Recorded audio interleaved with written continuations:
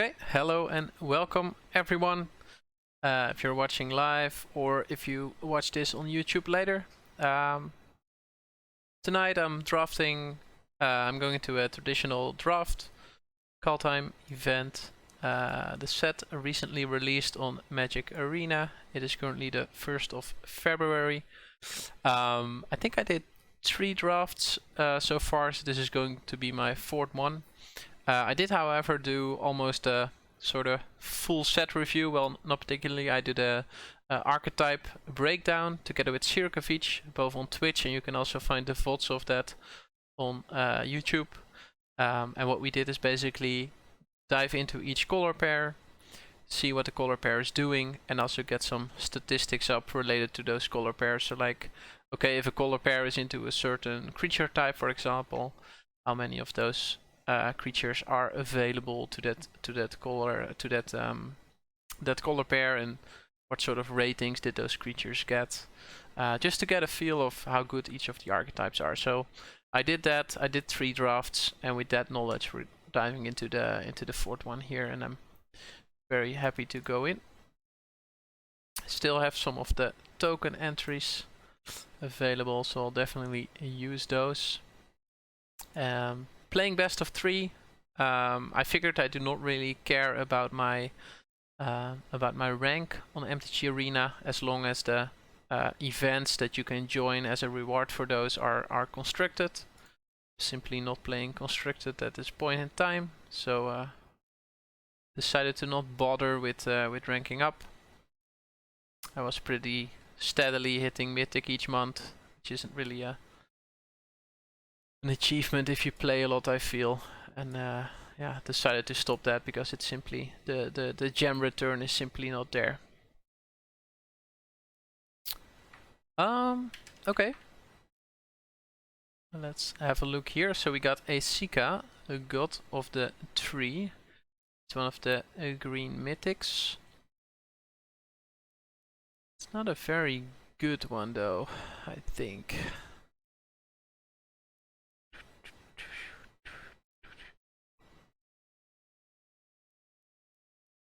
It's D's though. It's like B level, but for example, return up the tides also close to a B.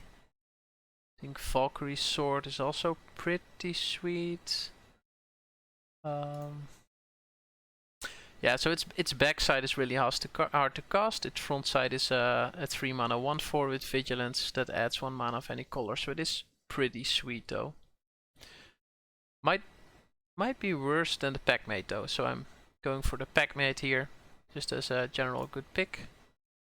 Ooh, this pack has both a Clarion Spirit, which I like. There's also a Bloodline Pretender, which I like, and there's also a Feed the Serpent.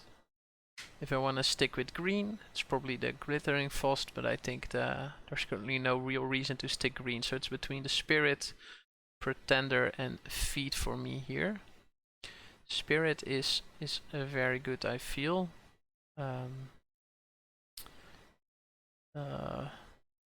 Like a D- type of card.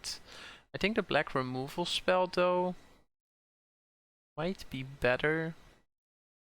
I think a Spirit is better than a removal spell, and also Saruf's Packmate being a foretell spell also goes with that a bit. I do think, however, that these two don't really fit into the same deck. It's a close pick, but I'm going with the Spirit for now, I think. I do see Pretender being the pick here, maybe as an uncommon. Ooh, Cosmos of Elixir is sick. So this card is not only is it colorless, right? So it will probably end up in every deck. But it also, if I'm against an aggro deck, I'm gaining 2 life a turn, which is great. If I'm against a control deck, I'm drawing a card each turn, which is great as well. So I feel Cosmos Elixir is pretty broken.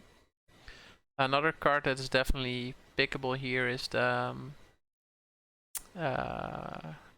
let me say the Demon Bolt.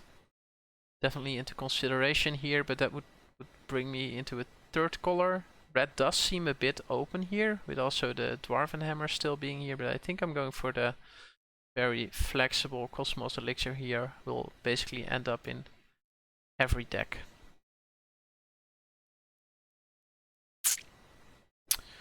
Ooh, another Fetus Serpent, which is a very decent card. There's also a Ruined Crown, which I kinda like. Especially if you end up with like 1 or 2 runes. I think this card is very good. At that point it's 3 mana, it's an equipment, plus the runes, so it also draws a card at that point. So that's very sweet. I think Feet is in the same category as the Rune Crown, so they're similar in power level, I think. There's also a Battle Raptor here, which is definitely into consideration with the Clarion Spirit. A 1-drop is very nice, and I also like the white-green archetype with Raptor, and then putting a lot of equipment on it. So I think it's between Raptor and Ruined Crown here, given that I'm trying to pivot toward that archetype, the Boggle style type of deck. So I'm passing up on another Feat, which is sad, but I think it helps to give me direction in this draft. Okay, so I see a white-black Snowland, which is very nice. I also see the Great Hall still being here. Glimpse is a premium uncommon. Seeing it here is also pretty sweet. Like, if I want to move into this white double spell archetype, I think Code Spell Cleric is the pick, but I feel it's a bit early to already lock that in. I think it's a bit early to already do that. Great Hall is like a C+. I think the Code Spell Cleric is like a C in the right type of deck. Could also see myself picking the Sinkhole here, but I mean, Glimpse is such a strong card. Close. I'm going for the Great Hall. And I think I'm pretty happy with that pick, because Telgrid Shadow is a very sweet card.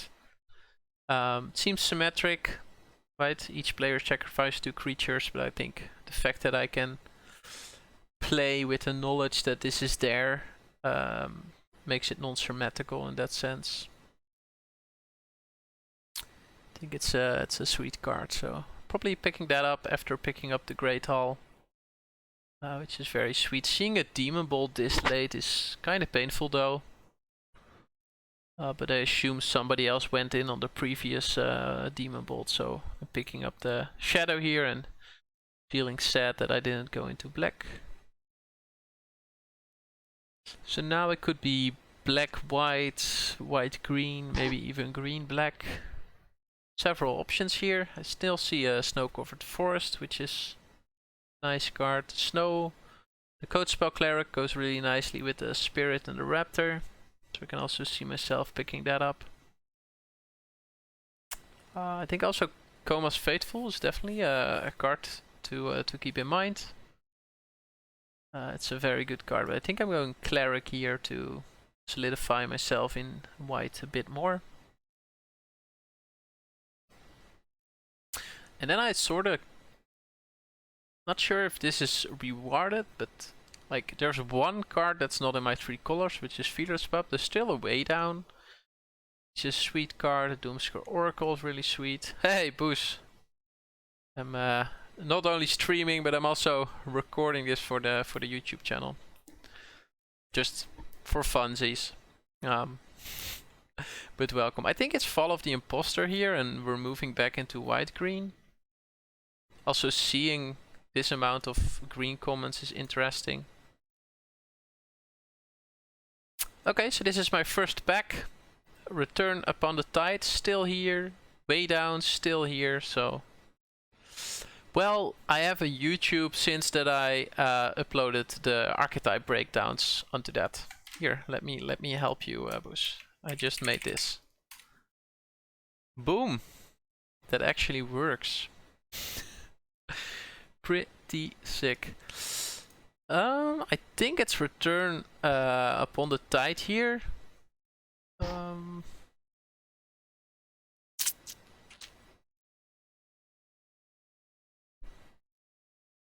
Yeah, Fitz Right is very sweet, but Return Upon the Tide is just a great card overall, I think. Not going to play Skull Cairn. Not going to end up red, I feel, in this deck. I think it's just Scorn Effigy, which is quite a nice card in a double spell deck.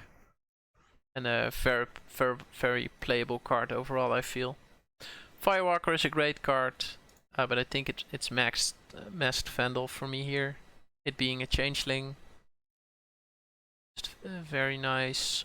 If I find any warrior synergies, for example, that might be relevant.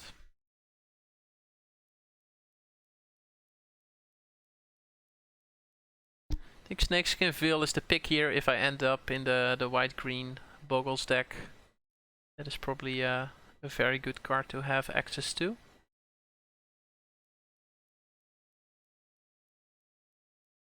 I don't like any of these cards. Probably picking up the Spider just to signal that blue and red are open and green is not.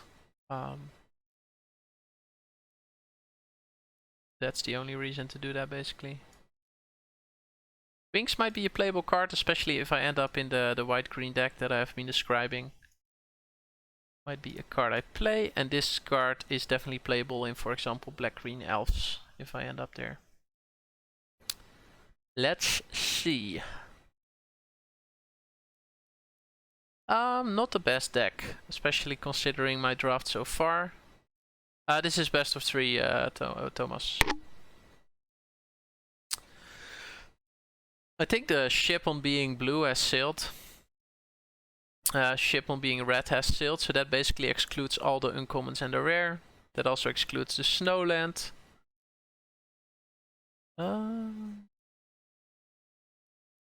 I think at this point I'm just white-green and I should look into the best card for that deck.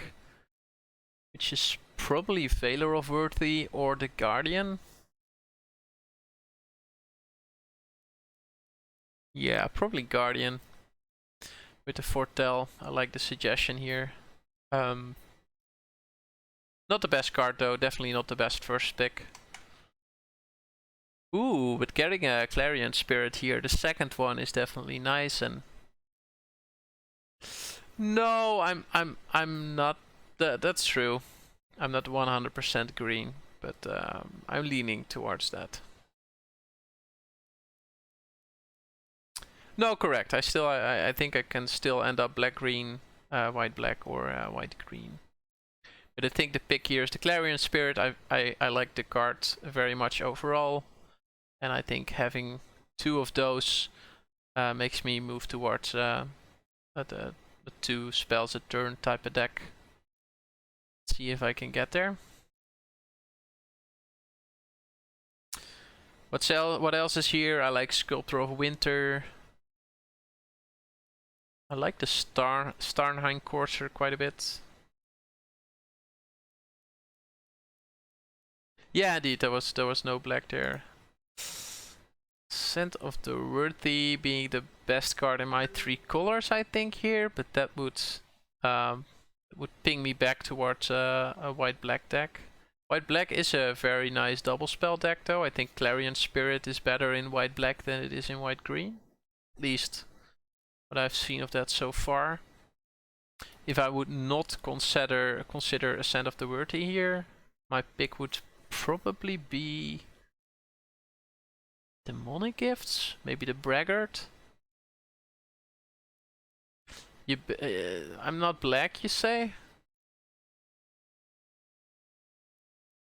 No, I agree, but I think there's no actual playable green or white card here. So I think I'm taking the Ascent of the Worthy just as a...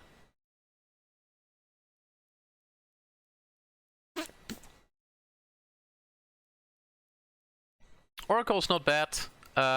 It's really nice in the double spell deck. There's also... I think the alternative is Elven Bow, but I think for now I'm surely white. And I'm still figuring out whether I'm black or green with that. And I think Doomscar Oracle is just a very great card in a double spell deck.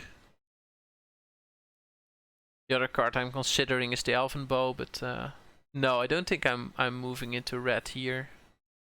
I think that ship has sailed, Boos. I think in hindsight, I should have been red probably this draft, but I think that ship has sailed. Ooh, a packmate is very nice.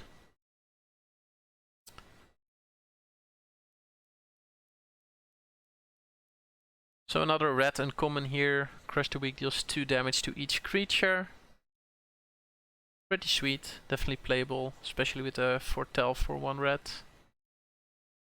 Elder Hall is pretty neat. But I think I'm playing white for sure, so I'm not picking this green black land. I think it's packmate here. Another packmate, wow. I'm pretty high on that card, and I know a lot of people are. Seeing it here, pick 6 is pretty good sign that green is decently open from my left, so I expect to get some more green cards here.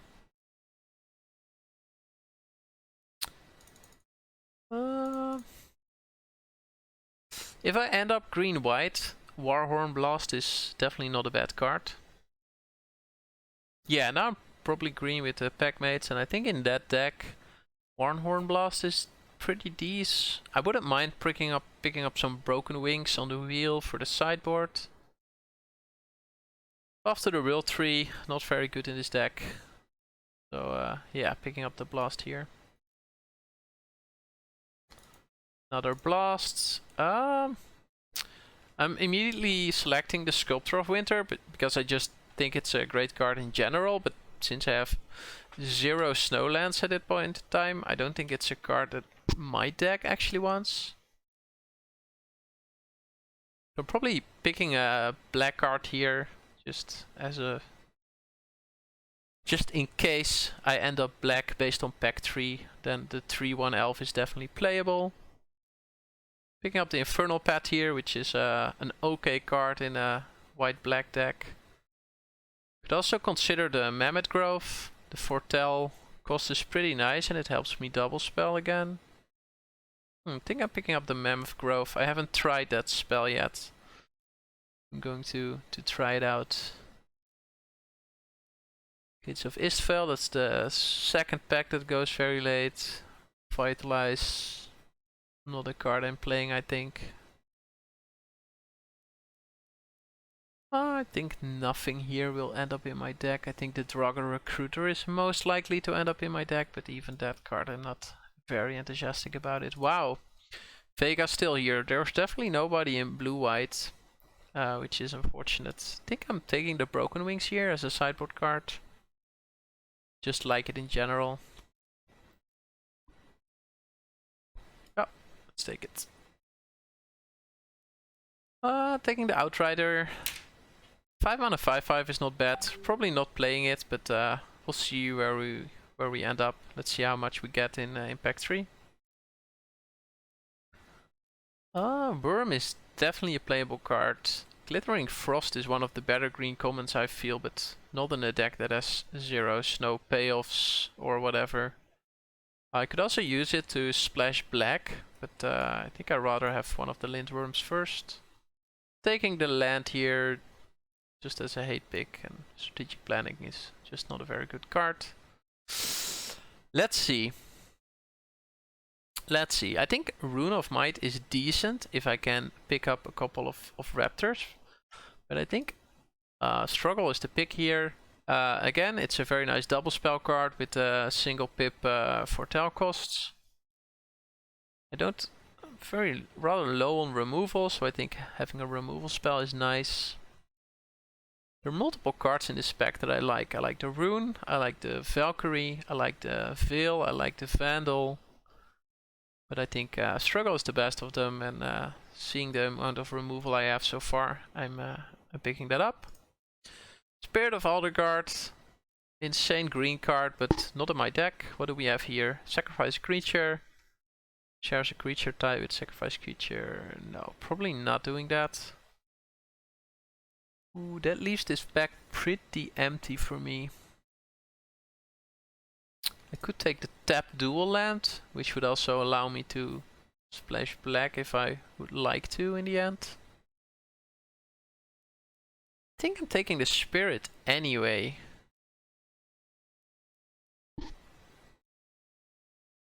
Not sure, it's not very good in this deck, that's for sure. I mean, Jasper is the alternative, but Goose would laugh, I think, when I take that card. Ooh, Packmate. That's not bad. There's also an Oracle here that I would like to see wheel, but I'm going to take the Packmate. 4 Packmates. That's almost a deck in itself, right? So that's pretty sweet. There's a Valkyrie sword here, which I like. 2 mana, 3 to equip is pretty expensive, but I can, if I can ever play this for 7, it's pretty sweet. Again, there's the Snow Tap land. There's also a Snakeskin Vial, but currently I don't really have anything to protect. Well, I have the Clarion Spirits to protect, but... So I think it's either the sword or the veil. I think I'm taking the sword. Hopefully I can cast it for 7. Ooh, bow is not bad. Do I have a reason to play the Master Skald? It brings back an artifact or enchantment, so it brings back Fall of the Impostor, it brings back the Effigy, and it brings back the Cosmos Elixir, but that is it so far. I do like the card in general, but I think this deck is not the deck I wanted in. I think I take the Elven Bow in this deck. If it's up to me, I'm making quite some tokens, and equipping tokens with an equipment is always good. I think it's Elven Bow here for me. Another Veil. I kind of like the Longboat. Longboat is pretty good if you're making 1/1 spirits here. Kind of like that. Another Glimpse here though, pretty late. Really high on this card and people do not seem to want it. But I think it's Funeral Longboat here. I think the ship on black has sailed, so I'm bin my black cards. While saying that, there's an Elder Fang Disciple still in the pack, but no, the ship has sailed. I think it's between Guardian and the dual land here. I already have a Wings of the Cosmos if I want to play that, but I probably don't. So I think I'm taking the land here. It helps me fix my mana a bit. I kind of like that.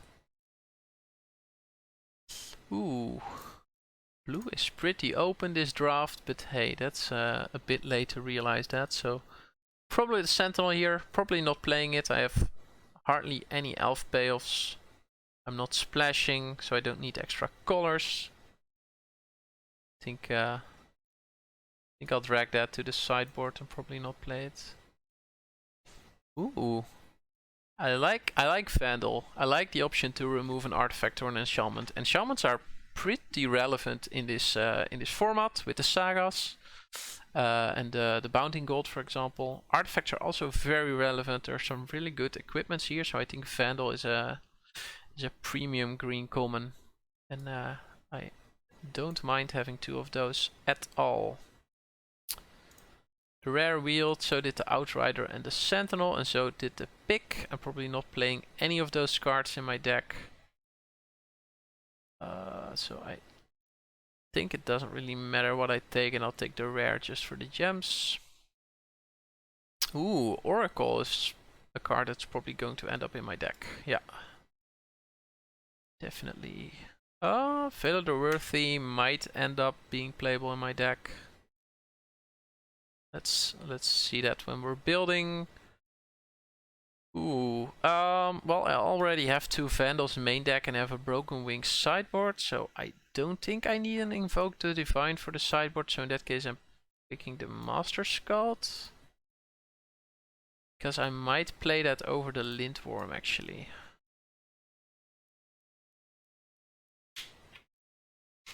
Let me see. So, let me see. Probably not playing the Wind, the Worm. I think 1 Godsoul Guardian is fine. I don't think I need a second one. No reason to play the Spirit.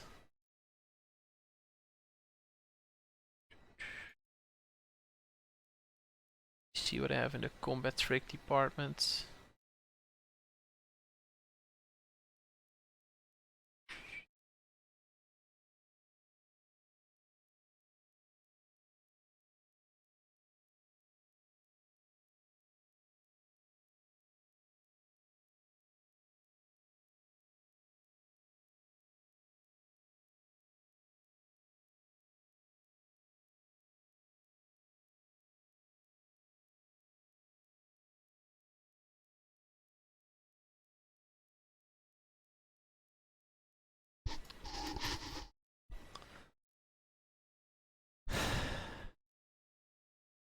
Okay, let's see.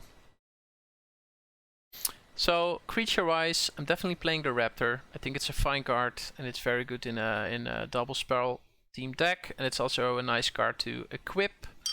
I have several equipments in the deck. I also have some ways to make creatures larger, like with Valor of the Worthy. So Battlefield Raptor, a sweet include.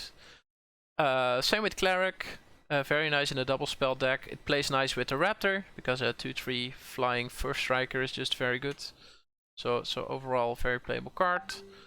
Oracle does pay me off a little for playing 2 spells a turn, but I think I'm playing it mainly because I can foretell it and then playing it for 1.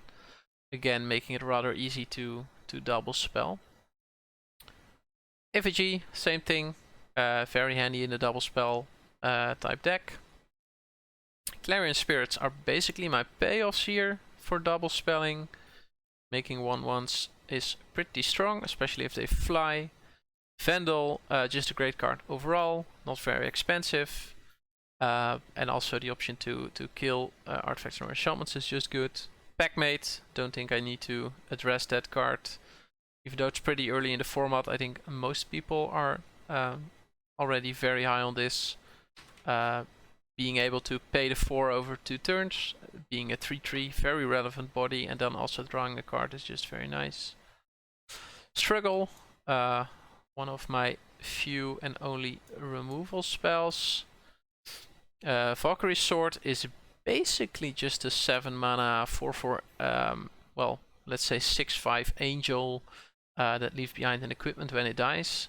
Most likely never going to play this for 2 and then equipping for 3.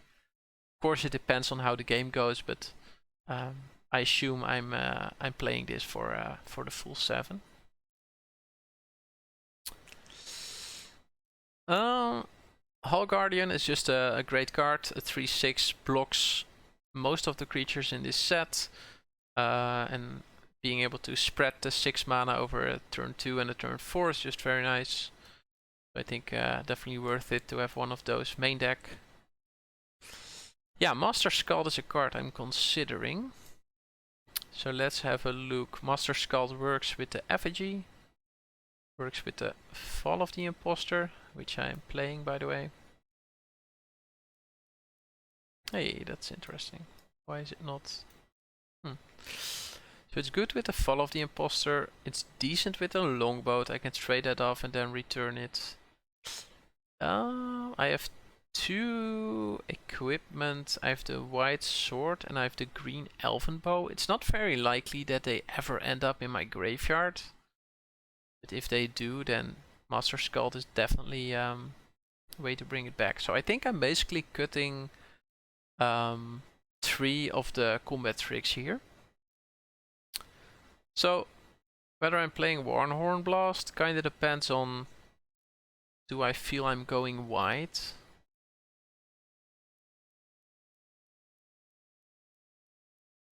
And I think with the Clarion Spirits I am going pretty wide. Having 2/3 1/1 flyers and then suddenly have them deal 9 is pretty strong. So I think for now I'm including the Warhorn Blast.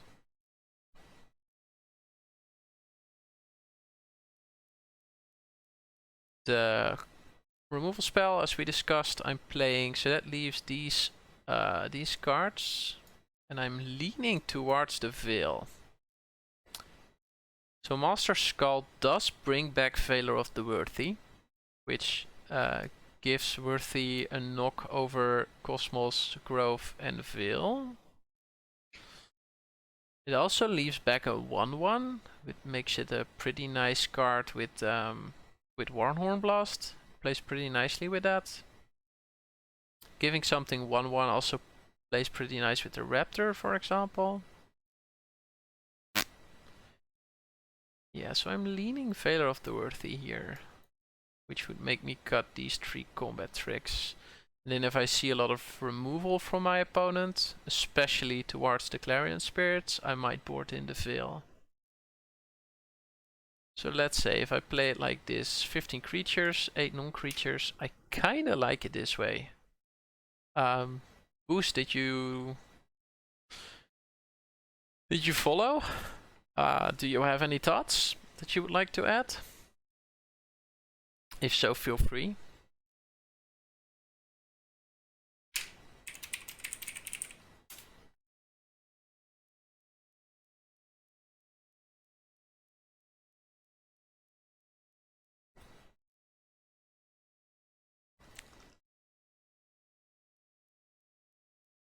Could consider playing an extra plains over a forest, which would give me 10 and 8 when it comes to sources. So 10 white, 8 green.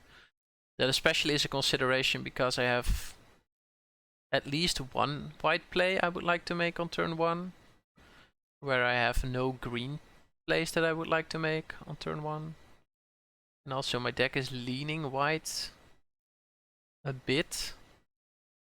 Like 4, 5, 6, 7, 8, 9, 10, 11, 12. So 12 white cards, 6, 7, 8, 9, 9 green cards. So yeah, could definitely see myself playing a 10-8 mana base. I'm not sure.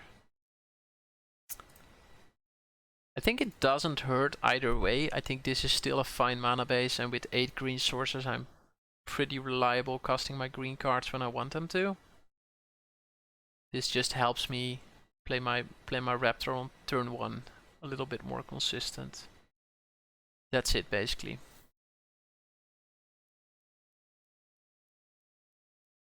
Not sure. Don't think it matters a lot in the long run. Okay. Boost currently not adding anything, so I'm going to lock this in. If I would have to give this deck a grade, I think it's a C. I think it's not bad, but it's nothing special. I think it really depends on how well I can draw my Clarion Spirits and how well I can use them. I think I should play Clarion Spirit, like what does it say? Whenever you cast your second spell, so I should probably play Clarion Spirit in a turn where I can already play my second spell, so that I get my first 1/1 basically that turn. And then from there on out, I can start generating value. So I don't think Clarion Spirit is a 2-drop. I think with this deck I will be foretelling most of the time on turn 2. And then probably playing Clarion Spirit on turn 3 with a Doomscar Oracle, or maybe on turn 4 with something else. So that's where I'm currently at.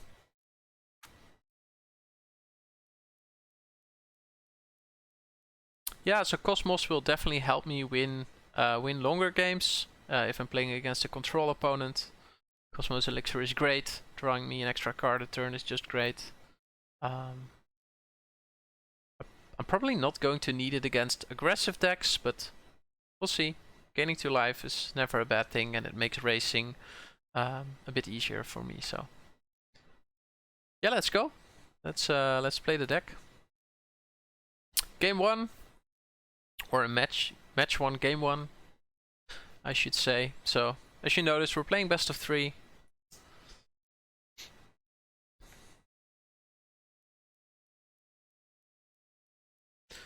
Dr. Warthog. That's probably a reference I'm not getting.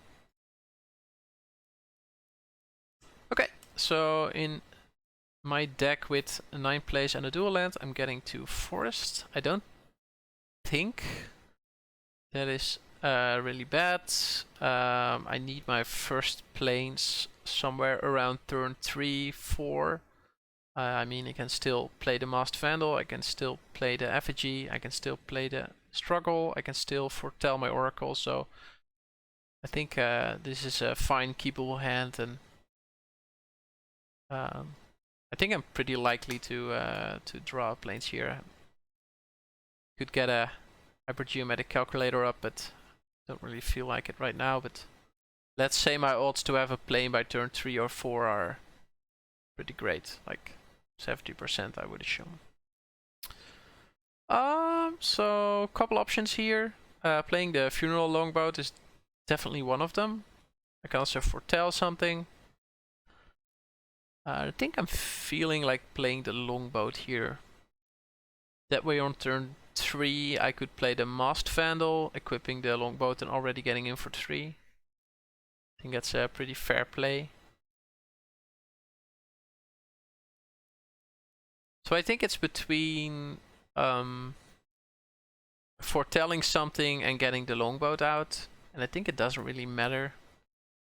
I think getting the longboat out is a bit better. If I don't draw a land now, I'm probably running out the Mast Vandal. Either that or foretelling the effigy. It's one of the two. Okay, I did draw my land, which is great. So I can do a couple of things now.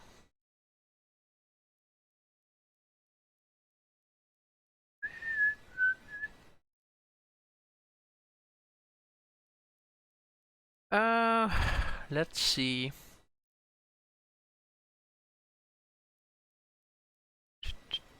I can run out the effigy, but I think... So if I wanna pressure my opponent, I can play the Vandal, crew, put a 1/1 counter on the longboat, get in for 4. Yeah, let's do that, I think. There's also the option to just run out the Oracle and then attack with the longboat if I want to. Let's do that. That delays my decision on the Vandal turn. Like I'm just I'm afraid that if I play Vandal now, that my next my opponent's next play is an artifact, and I'd feel a bit bad about that. I think having an Oracle on the board is totally fine, given the fact that I'm most likely going to double spell pretty soon in the future. Okay, opponent having access to 3 lands here and a Jasper. Okay, that's a 4/2 reach if I remember correctly. Interesting play. Let's see, so 1/1 counter on target creature, then the creature fights. So unfortunately both my creatures would then still die.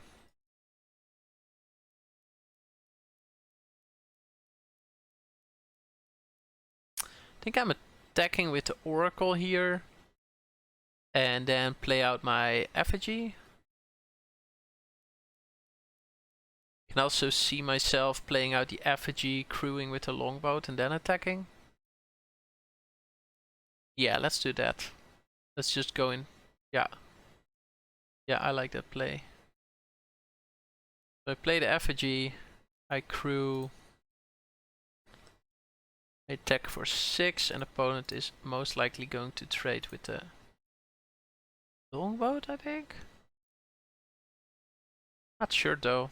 No, we're trading with the Oracle, which is totally fine for me. That gives me exile from the graveyard target, which is nice because I have a few cards in my deck that rely on having a creature in the graveyard to be good. So I don't mind making that trade there. I mean, we're trading 3-drop for 3-drop, which is totally fine.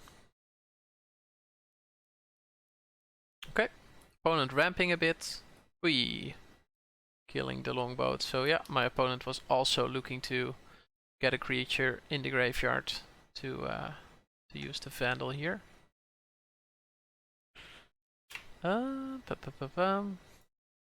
think I'm playing Scamfar and Cleric. making a very big effigy and attacking my opponents, most likely. There's also a world where I vandaled Glittering Frost, which would leave me with 3 mana. Yeah, I think I'll do that. Yeah, let's go. So I'll play out my full hand. I'll be foretelling the Campfire. Doing a 1/1 counter on the effigy. Attacking with the effigy. And foretelling the struggle. Okay. Kinda out of gas here, to be honest. The opponent removing the ship there wasn't great for me. Okay. Something with a +1/+1 counter is probably going to enter the battlefield here. Yeah. What is it gonna be? Horizon Seeker. Okay, I'm probably going to fight with the Horizon Seeker here. Question is, do I run out the sword? I need 2 more mana. I think I'm not going to run out the sword. So it gives me +2/+1. That would make this a 5/5. So opponent would need to block with both. But then I cannot use my struggle, and I think is using the struggle on the Seeker a good thing here?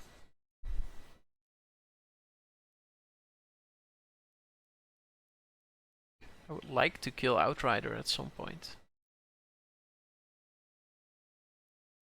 So I could equip the sword and get in for 5.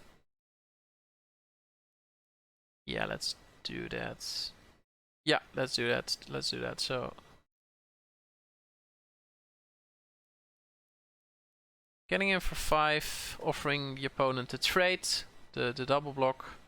Most likely opponent is just going to take 5 here, which would bring opponent back down to 6. Quite a nice life total, I would say. If opponent double blocks here, that is totally fine. I'm losing an effigy.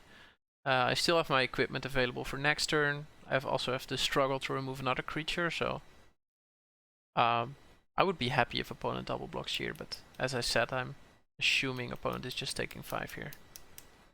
Okay, we are double blocking.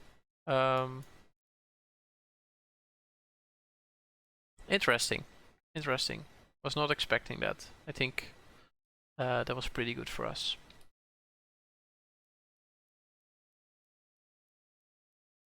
Okay. We're bounding in gold Valkyrie sword. Equip is an activated ability, I think. So that's what opponent is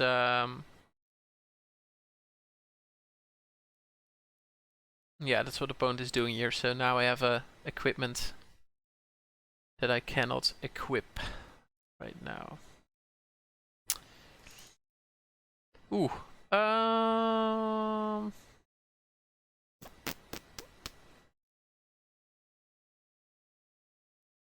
I could attack with a 1/3 and then use my struggle to kill whatever my opponent used to block with. Yeah, let's do that. So attacking with a 1/3. Most likely opponent is blocking here. I'm hoping opponent blocks with the Vandal, because it's a shapeshifter and I'd rather have that off the board. Yeah, so opponent blocking with the Vandal, which is totally reasonable. Then I kill it. Not great value, but it's not very likely that I'm able to kill anything that's bigger than this. And if opponent uses a Veil here, for example, to protect the Vandal, oh wow, okay, that is nice value. That is nice value. Okay. So opponent and I are top decking, and opponent picked up a great card. Braggart is great in this situation because I cannot block it. So it's just going to grow. I cannot complain myself. Cosmos Elixir, a fine card, but in this situation not as good as Braggart is. Because Braggart is just going to hit me for now for 4, next turn for 5, etc, etc. So not a winning proposition right now, unfortunately. Opponent also playing a white-green deck. I feel it's even less synergistic than my deck is, which is entertaining. Opponent doing some snow stuff. There's a snow-covered. Am I blocking here? No, I'm blocking next turn. I'm still surviving this. Opponent probably posting here. Yeah, I would do that too. Yeah, there's not a lot that I can do here. Okay, this allows me at least to kill the bounding gold. Then I can equip it on the... Ooh, I shouldn't have done that probably. That was my only skull target. I think I'm putting it here. Yeah, that was my only skull target. If I pick up Master Skull now, I'm pretty sad because I've could have gotten the effigy back. If I, for example, block with the 1/1, I have an extra creature in the grave, then I could get the effigy back. Yeah, it's unfortunate. I cannot block the braggart, so I can just let it hit me once more. Then next turn I probably have to block it with the cleric. Yeah, nothing for me to do here. Just drawing a couple of lands. And there's another braggart. Yeah, braggart is a sweet card. Okay. At least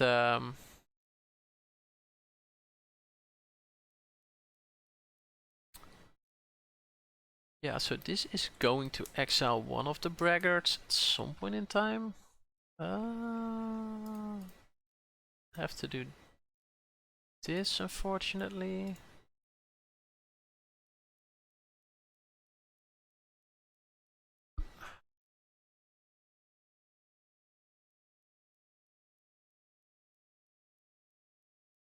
Yeah, okay. I basically needed a removal spell here. This is not a bad card, but it's not going to help me. I am able to double block the braggart now. So assuming my opponent has only lands in hand, I could turn this game around. There's also a world where I just chump block the braggart, knowing that it's going to be exiled anyway. Right? Because Fall of the Imposter is going to exile that braggart, most likely at the beginning of my next turn. And if I double block here, that'll give my opponent to blow me out. Right? If opponent has a trick here, but opponent is able to kill only one of them anyway, right now, right? I think I'll just double block. Then I can probably choose what to exile.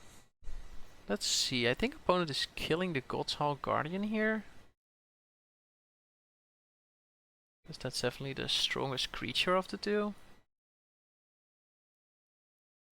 Yeah, killing God's Hall Guardian. So if there's no trick here,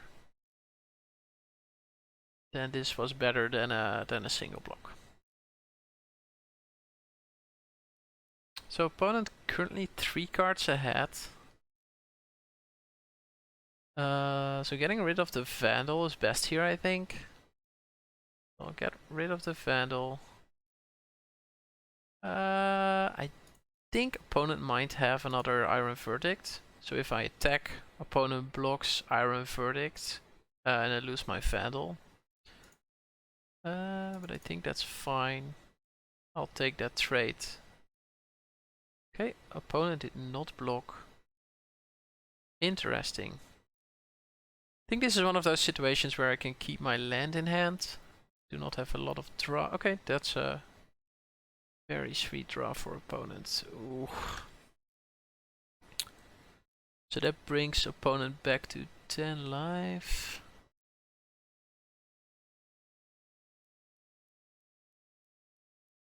Wow, the 6/6 being just great enough for me to not being able to attack with the Vandals. Sucks. And I'm pretty far off of double spelling here. Wow, boasting to tap our creature and a 5/5. Yeah, we're dead. We're just drawing 2 or 3 too many lands here, and there's no way out here. Elixir trying its best to keep me alive, but there's no way I'm surviving this. Opponent is probably attacking with those 3 and then tapping my 5/6. Probably should have re-equipped. So my way out 5, 6, 7, 8. So my only way out here is to chump. It's the only way I do not lose here. Brings me down to 1, and I know for sure that I have no card in the deck that that saves me here. Also drawing that extra planes here. It's a bit more salt in the wound. Okay, so opponent is a white-green deck. Not a lot of friars, so no reason to board in Broken Wings. My Vandals are enough to kill the Glittering Frost and the Bounding Gold. I do not need Broken Wings for that. Snakeskin Veil, good against Iron Verdict, but not really good against anything else. I think the most problematic card in the deck is the Braggart, so I might board into another 6/6. Maybe get rid of the Godshawk Guardian because it does not block the 6/6. 5/5, does that trade with the Braggart? Oh, the 5/5 is also able to block it at first. Well, the Master Skald isn't. I think I might be boarding out the Master Skald here. Maybe I should just play the Master Skald and hopefully I can make it 1 toughness bigger. Yeah, so what I'm considering here, so I saw 3 Braggarts from my opponent. And a Braggart starts as a 3/3 and becomes a 4/4 on the first attack. So at that point you need a blocker that has 4 attack, 5 toughness. Also notice the Lindworm and an Outrider here. So I need some big creatures of myself to be able to handle those, basically. So boarding in the Lindworm is great, and I'm now considering whether I want to board in 1 extra card.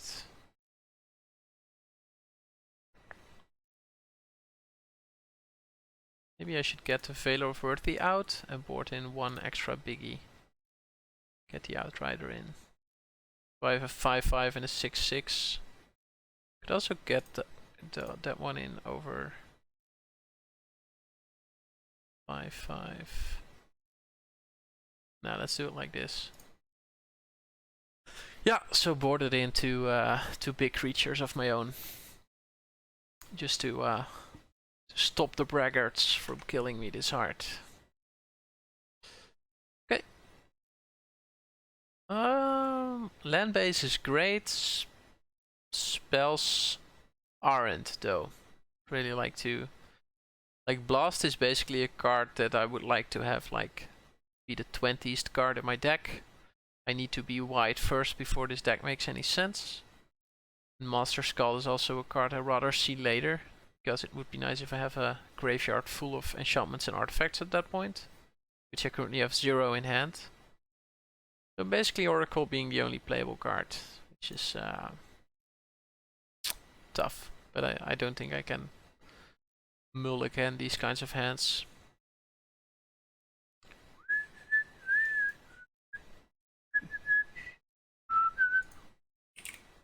Sorry if the whistling is annoying.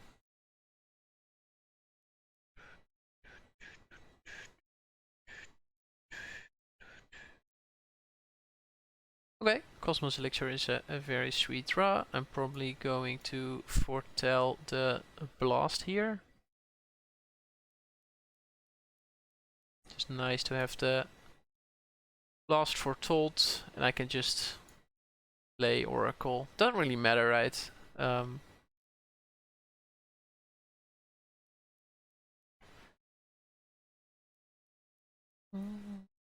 So just running out the Oracle here.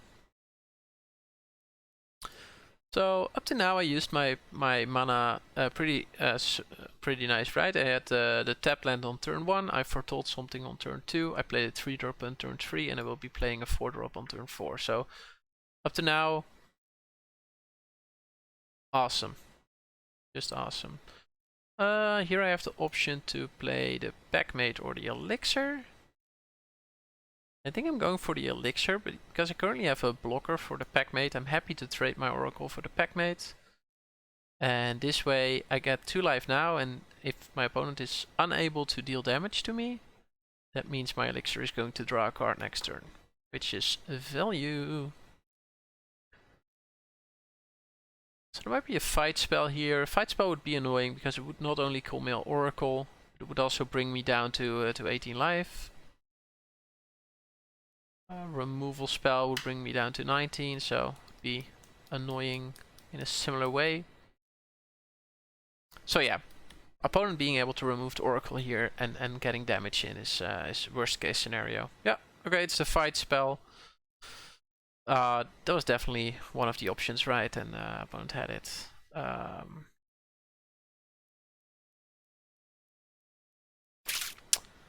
Unfortunate thing here is that it's now a 4/4.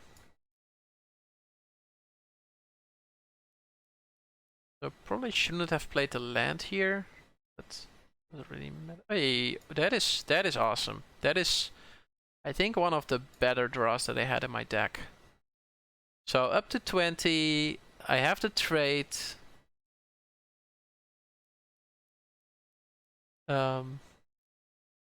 Pack Mage, yeah. That card is so sick, huh? So now I have another blocker for a Pack Mage. So again, fight spell would be rather devastating. But I mean, we already saw one, right? And we didn't saw any game 1. So that makes me wonder whether opponent even has to. Ooh. If that dies, it's probably getting the 6/6. Yeah, so blocking here. I would rather not have this die, because it is going to enable a draw from opponents.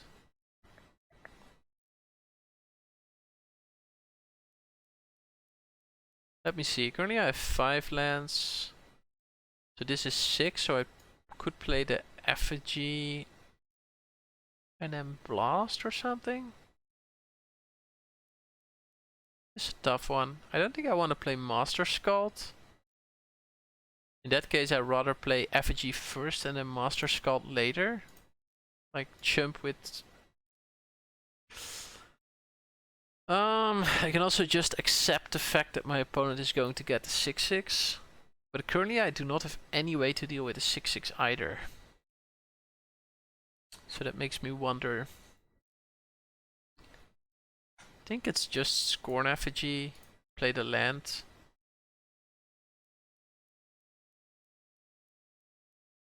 It's +2/+1, right? Okay, so I'm back on 22, so if I chump, I draw a card from the Elixir.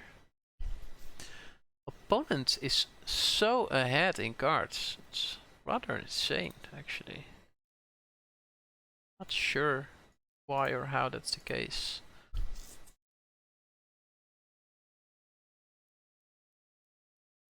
Okay, so 5/4 coming my way. I'm seriously considering blocking with the Cleric here.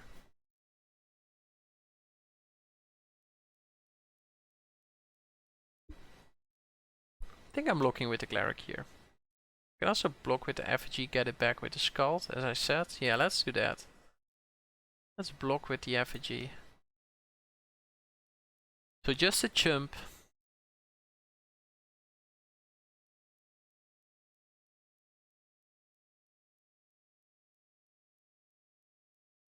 It might be a dubious chump, but basically, I assume I'm playing Scald next turn anyway. And in that case, I'd rather leave the Cleric on board, being a 1/1 and being good with Warren Blast, and getting the Effigy back for relatively free. That was basically my thought process here. I bought myself a turn by doing this.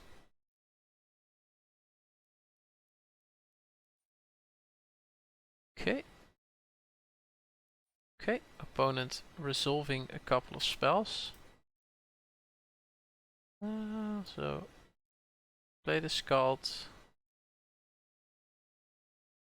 Get it back. Get Oracle out the grave. Play the land. Foretell the effigy. No attacks. Draw a card. Whew, we drew a card with Elixir. So I think it gained me 6 or 8 lives so far and drew me a card. So at this point, I think we could say it's close to being worth a card and 4 mana. Gaining 6 and cantripping. Not sure if that's worth a card, but game's not over yet, so Elixir definitely going to get me some more life, maybe even more cards, depending on opponent's attacks here. There's definitely some blowout potential here. Wow, Bounding Gold. Okay, that enables a lot of attacks. That enables big money for opponent.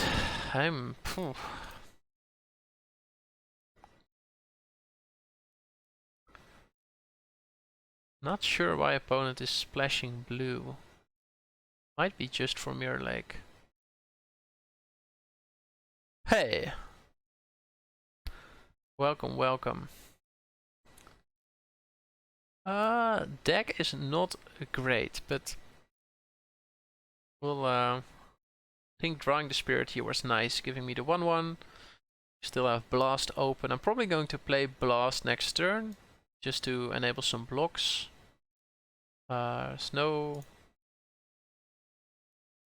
reason to not play out the planes, I think, here. Yeah, I could keep faking a combat trick that I'm not using, but I think that's rather unnecessary here. Okay, so opponent probably all attacking. Okay, we're not.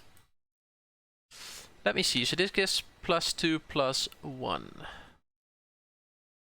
Makes this a 4/4. Makes this a 3/2. Makes this a 4/3. Seeing that I'm drawing only 1 card a turn, and that's going to take quite a lot to get another spirit from Clarion Spirit, I think we're just going to use it to block here. So I think I'm going to do this.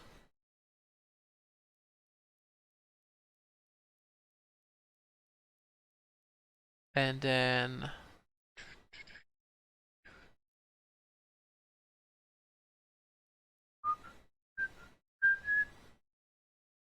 if you have anything you would do differently, Kawasaki, in the build, then for sure let me know.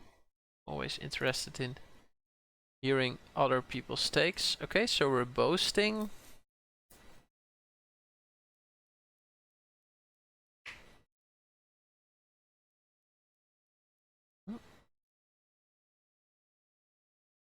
Okay, so this gives my opponent the 6/6 Lindworm, because I'm assuming it's not in hand. No, there it is. That is, ouch.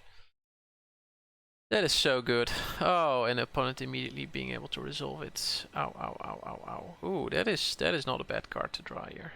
Yes, yes, please, I would like to autopay. Is there a reason to hold back the 1/1? I don't think there is.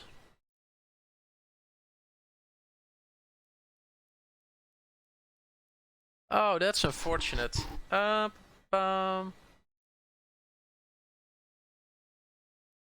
Oh, the one to reach. Oh, thank you, format. Did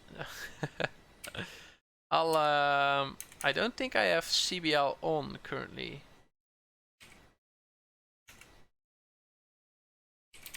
I'll quickly enable it. Yeah. There's a bit of delay between me playing and you calling that out. Well, I like to learn the hard way, honestly. Oh, Harrow, what's this doing? Oh, jeez. Oh, wow. Oh, wow. GG, opponent. I'll quickly enable Cardboard Live. Looks like I have to update it. which I will quickly do. Yeah, close game, not. That wasn't a close game. Opponent's deck didn't look great, but I think just in raw cards it was just better. At least what I saw opponent draw, it was it looked very good. Here, I'll quickly bring up the deck for you. Yeah, Thomas, I was hoping you were not seeing that, but indeed. My 1-1 did get killed by Jasper. I forgot it had reach.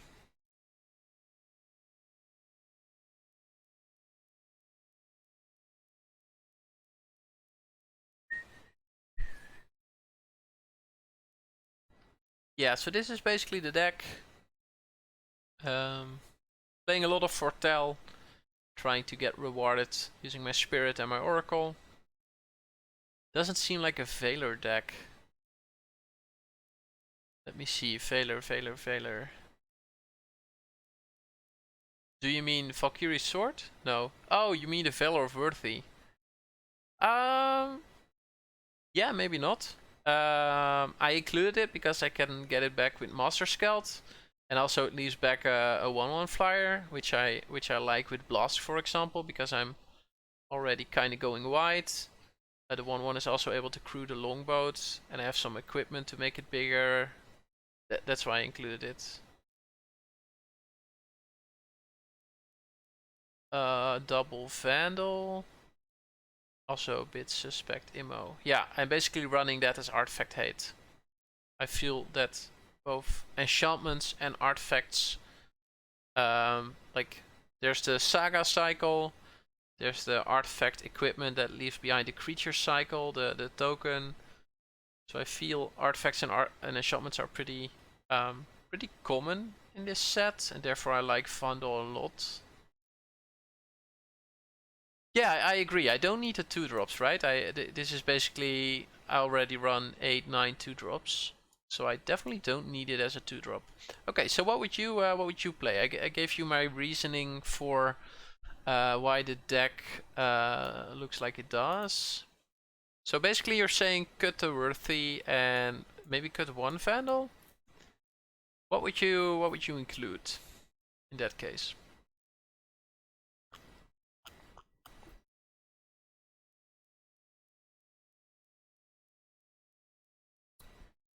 Interesting to hear your takes.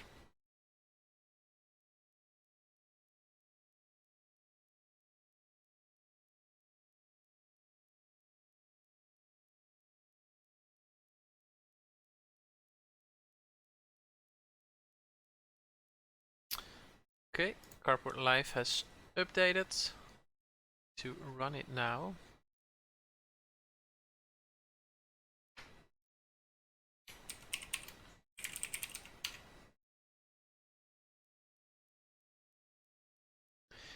You like the +4 trick? The Mammoth Grove. Yeah, it definitely helps me double spelling. It's also kinda good with the tokens, right? Would you cut one Vandal for that, or would you cut the Valor of Worthy for that? Personally, I would cut the Valor of Worthy then, I think. Include the Mammoth Grove. What would you do? I'll quickly log into to the Carport Live application.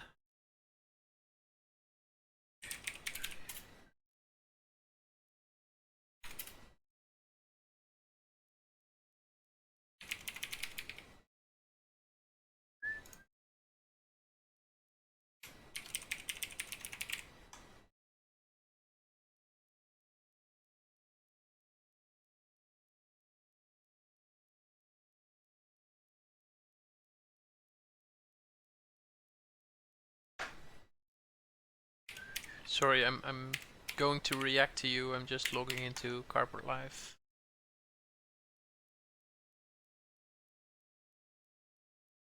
Okay, I just logged into Carport Live, so it's running now in the background.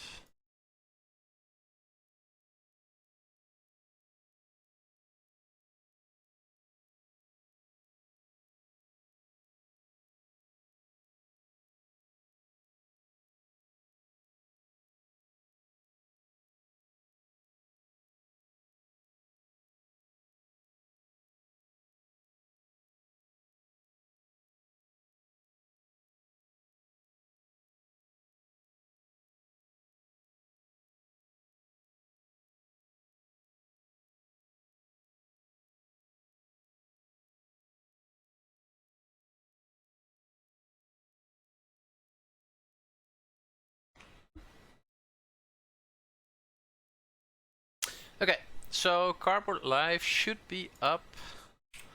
I'll quickly check that myself.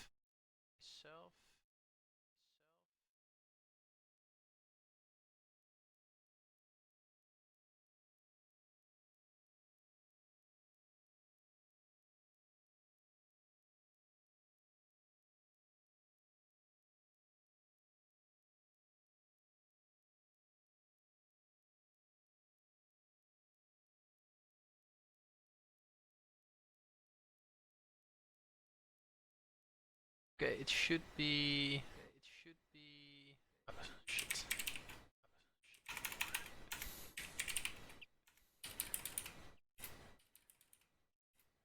Pro streamer watching his own stream.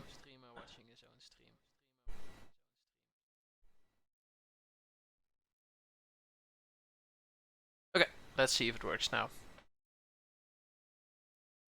Okay, let's see. The trick fills the same role as Vela, but better, enabling attacks, double spell synergy. Yeah, I like it.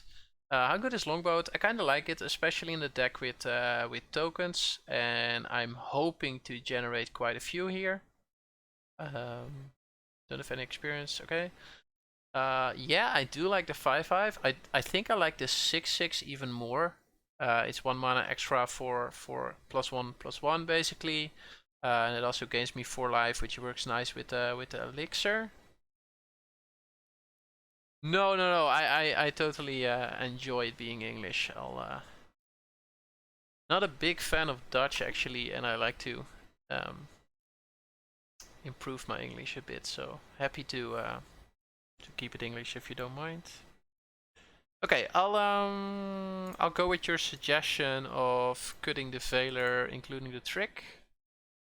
Also, just want to try out the trick. So I'm going. Oh, we can also. Yeah, 6 mana is a lot more than 5 though, but gaining 4 life is also not nothing. But I agree. I agree.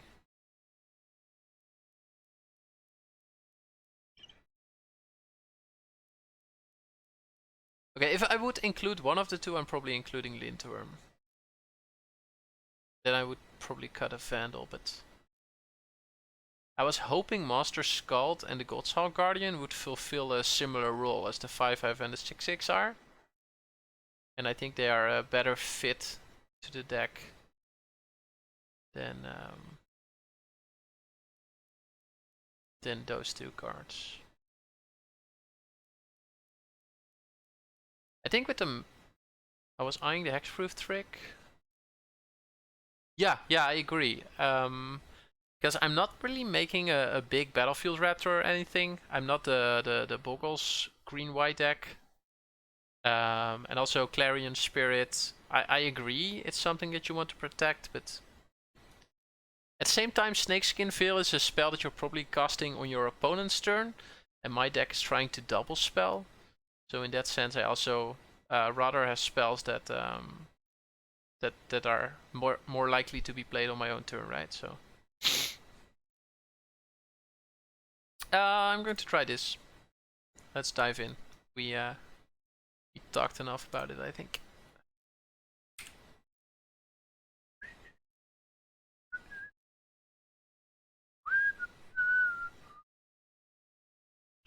There we go. Let me know if the Cardboard Life extension works for you now. Okay, very nice mana base and sweet hand. Yeah, but I definitely agree, Kawasaki. Those were definitely options. I think all the cards that you mentioned were options here. So fully agree. Opponent opening strong with the tap land, immediately having access to 2 colors.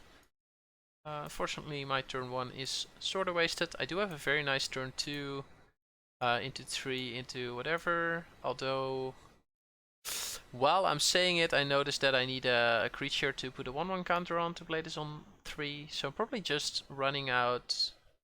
Probably just foretelling that, and then next turn I'll foretell the Packmate and play out the Oracle, and then turn 4 can be Packmate, foretell Packmate or something.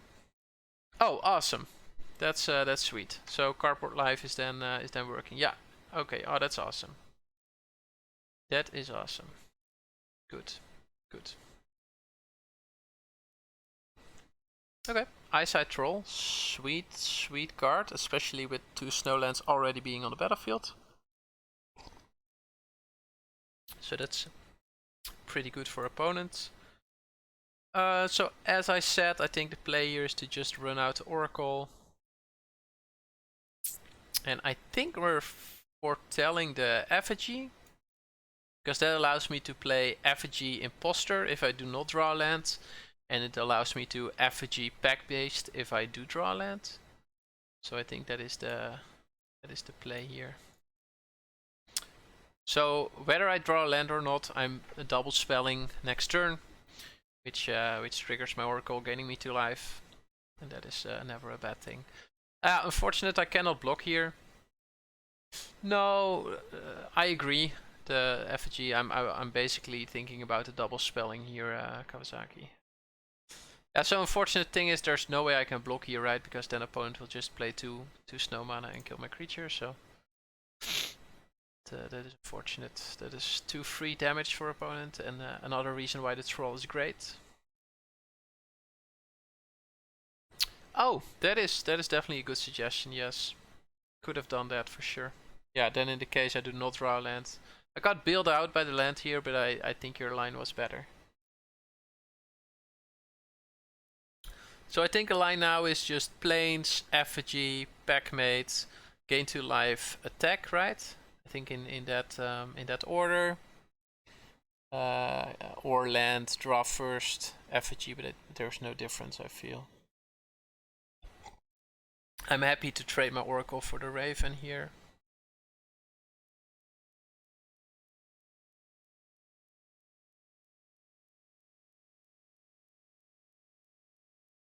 Not a bad draw.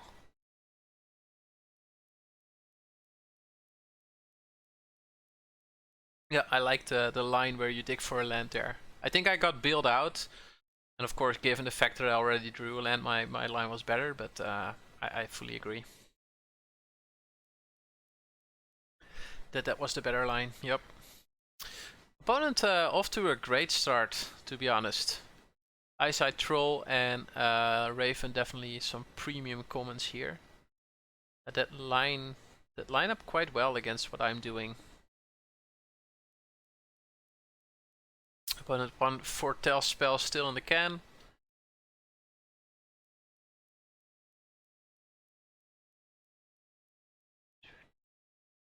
This deck is very light on removal, so the troll is definitely a problem. Especially if opponent decides to start holding it back. At that point in time, Elixir will start winning the game, I feel. But okay, so what's my next turn?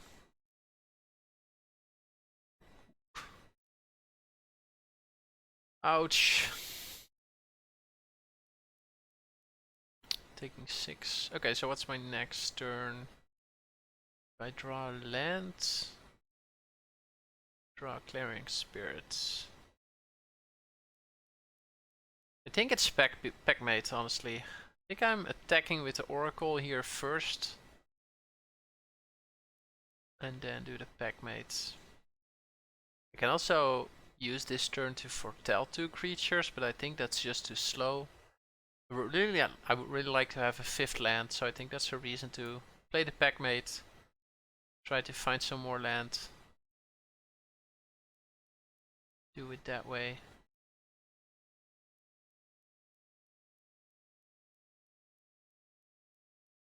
Oh, that's a good one, yeah. I like that. I like that suggestion. No, me neither. I think we need to impact the board here. And going to do that by playing a Packmate and hopefully drawing a 5th land here. Yeah, that is awesome.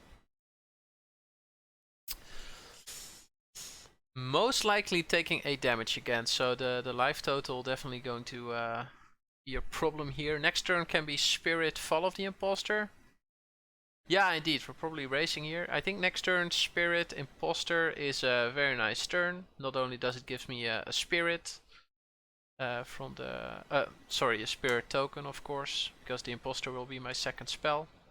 I can also start putting +1/+1 counters, maybe even on the flying spirit, to eventually be able to kill the raven, but I'm not sure whether I can. No, I cannot stack the triggers that way. Maybe if I full control, I'm going to try that.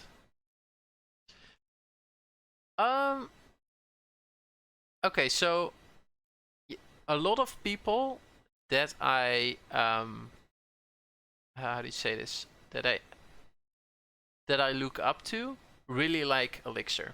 So for example, LSV is very high on it. I know that some other content creators are very high on it. Because basically either it's giving me 2 life a turn. Yeah, respect. So either it's giving me 2 life a turn, or it's going to draw me a card. Right? And both is good. So if I'm against an aggressive deck, this card is basically gaining me 2 life each turn. If I'm against a slower deck, this card is drawing me a card each turn. Both cases are pretty likable, I feel. Okay, let's think a bit about this, because opponent played another card that is pumpable, so I'm very close to dying here, actually. So I could do this and Elixir, and then start chump blocking. That's definitely something I can do. I can also see myself... I can do this. No, I'm probably going to do this and Elixir. So it's end step, so I'm already gaining 2 this turn. And I'm getting the 1/1. Let's see. And then I'll attack with my 3/3 and my 3/2 this turn. Yeah. Oh, sorry, I should have done that first. Yeah, you're totally right. Maybe not. This way I gain 2 from the Oracle, and if they chump block it, I did not gain the 2, right? So,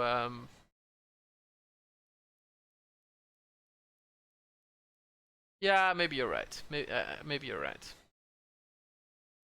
This way I got the 2 life, which looks important, giving the board state. Okay, so I'm taking 6, 7, 8, 9, 10 here, which would bring me down to 2. Opponent could definitely have a decent block there. So I'm going to do 2, 5, 6, 7, 8 plus 4. So I don't need the 1/1 here. So I think I can just chump the Valkyrie. That way, sort of making sure that I'm not dead to a combat trick. And then I can win with the Grove. Is that the play here? You chump Raven.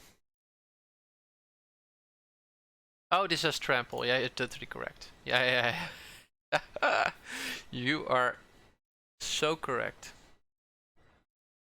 Okay, yeah, just jump, just to make sure that I stay alive. This gives +4, no trample. Okay, so we are buffing that. If opponent does not have a creature here, that would be ideal, but I assume opponent has a 2-drop here. Ooh, that is not a 2-drop. This is game. Ooh, 1-drop then? Oh, wow. Okay. Let's see. Definitely playing the land. I don't need to think about that. Can I spread the damage in such a way? Because I can now do Fall of the Imposter Grove. So if I Fall of the Imposter, give this 3, so then it's 2, 3, 3. Opponent takes 5 plus 4. Doesn't look good, does it? Does not.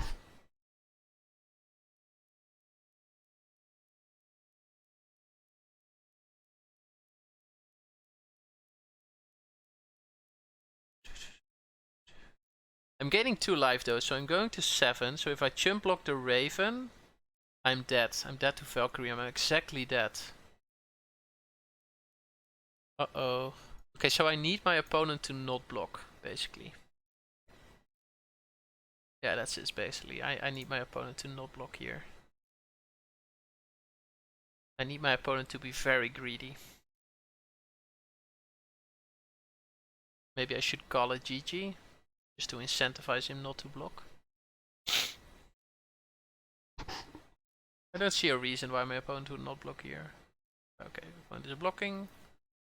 So 5 plus 4, that's 11. It's not enough.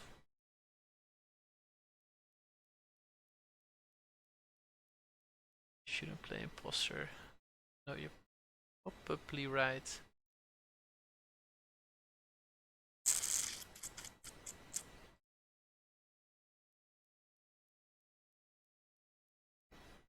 I'm dead here, right? Whatever I do, am I? Oh, I misplayed. I should have resolved. I should have resolved this anyway. Yeah. Okay. I'm sorry. I was too busy reading what you said and wondering whether my play was incorrect. I don't think that didn't matter, right? My opponent would be on 2 now, and I'm dead anyway. But yeah, unfortunate. Yeah, opponent should just all attack. I block a Raven. Opponent buffs the Valkyrie, and I'm dead. So the punt with the combat trick didn't really matter, but of course I should have dealt 4 damage there. I mean, by playing the imposter, I indeed forced myself to also play the combat trick that turn. But yeah, you're right. Okay. I assume this is GG.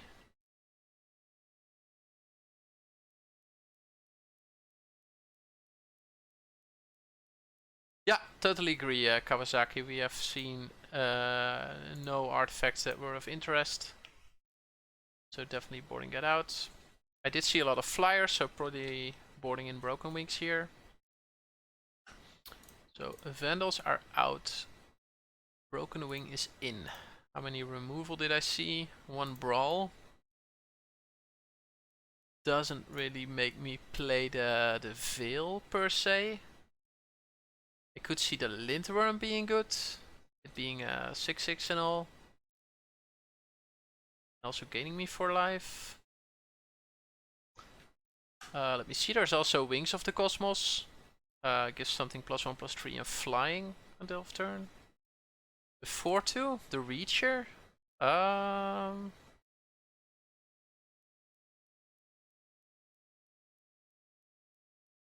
Yeah, problem with the Reacher is that it just trades right with the Ravens and Valkyrie. It's definitely a good card. Okay, I'll try it out. I haven't played it yet.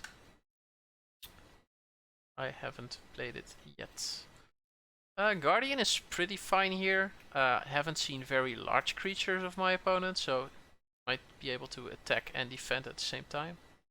Yeah, trade seems fine. I agree. Raptor ain't a great. Let's see. Oh, the Battlefield Raptor, no. Although if I get it to be 3 attack, it's insane, right? I agree with what you're saying, but at the same time, in a world where I can give it 3 power, it's an insane card, and I have some ways to do that, right? I have the Elven Bow. I have the sword, which does it. I follow the imposter, which does it. It's a kill with Mammoth Grove. Is it though? I have Struggle for Campfire, which gives a +1/+1. I'm going to lock it in because of the time, but you might have a point here. I'm not saying you do not have a point. I'm just not prepared to board out one of my favorite 1-drops in this set. But you might have a point, definitely. Finance. Turn 1 is a bit dead. I'm not playing Elven Bow for 1. It's probably turn 2. Foretell Packmate, turn 3. I can also do Oracle and then play Oracle, Foretell Packmate. We'll see, we'll see. Might depend on the draws a bit. I really like the Doomscar Oracle, and I know that a lot of people have pointed this out, but being able to foretell a card for 1 mana makes your turn 3 so much better. Right? Like, given the fact that foretell is 2, it's really great that you have a 1-drop, so to say. And Doomscar Oracle being that one drop that you can play on turn 3 is just so good. Okay, that is not a scary card yet. So unfortunately we do not have 2 planes, which makes Spirit Oracle not very likely on turn 3. You know what? I'm going to foretell Oracle. If we draw the planes, I have a sick turn 3. If I do not draw the planes, I might play out Bow. Okay, we do get the planes, so we're going to do Spirit Oracle. Okay, that's some nice value.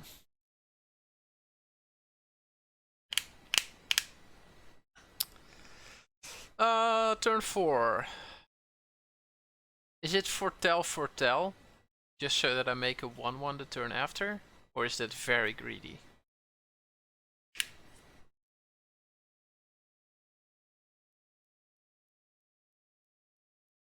Is it greedy to do foretell? You're just jamming the packmate, right? We're not caring about the 1/1s here. Get damage online, yeah.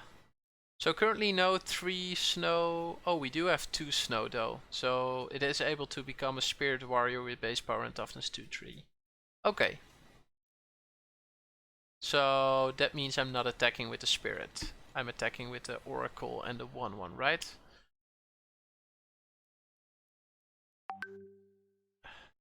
So we're attacking with the oracle and the flyer.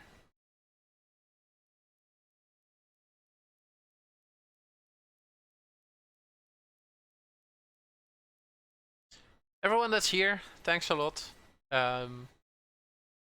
Really appreciate every viewer. I really appreciate Kawasaki being so active in the chat. I really like these type of discussions. So thanks for being here, mate. And everyone that's not active in the chat but still watching, listening, I really appreciate it. Okay, we're probably buffing the spirit, trading it off for the oracle, which is totally reasonable for us. We not sad about that at all. Running out the packmate here, hoping to double spell in the future for sure, but now just happy to get a 3/3 on board, as Kawasaki already mentioned. Next turn might be another packmate turn. It depends a bit, right? If I get a 2-drop or something that oh, I could also Elven Bow foretell packmate, but that's still not double spelling though. Let's see.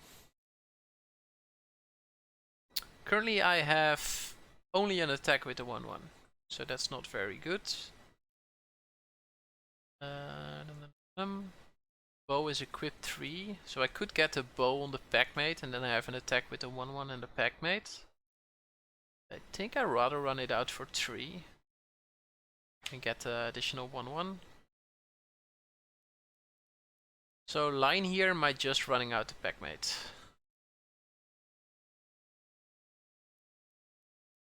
Yeah, you know what I can do? I can also packmate bow.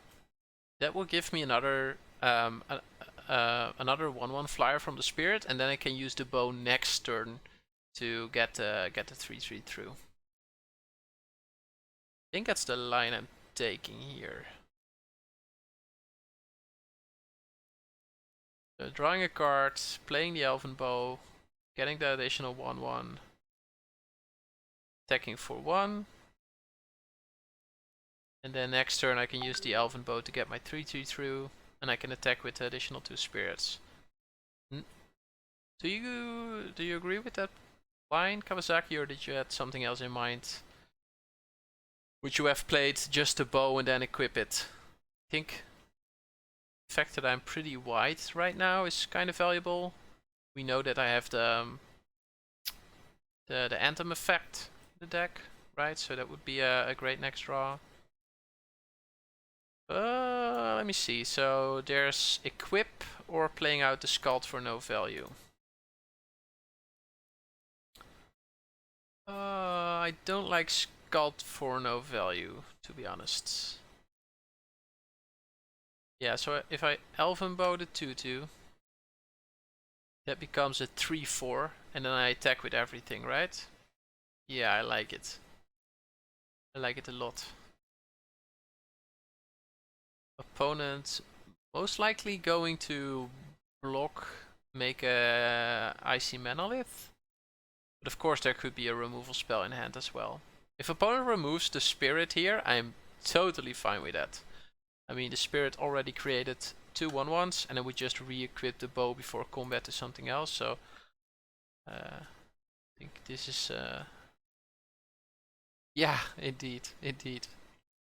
Although a double block would then still kill the spirit, but hey, then I'm dealing 8 damage anyway. Yeah, so this is a great line. Opponent indeed making the mana live. Oh, and we got the Demon Bolt for the... Can't play around Demon Bolt, I guess. Okay, just equipping the Elven Bow on one of the 3/3s here, I guess. Still having quite the threatening board. Graveyard now consists of an Oracle and a Spirit, so unfortunately nothing for the Skull to get yet. Skull is a card that I rather draw a bit later, when I already saw my Saga, or when I had the chance to trade off my effigy. Then I think Skull is a really good card. Now a 5 mana 4/4 is kinda meh. If I draw a land and I have to run it out next turn, I would be pretty sad, but I would still run it out, I guess. Okay, there's the Valkyrie again. Opponent leaving up 2 snow mana and a forest, which means that this can still get +2/+2.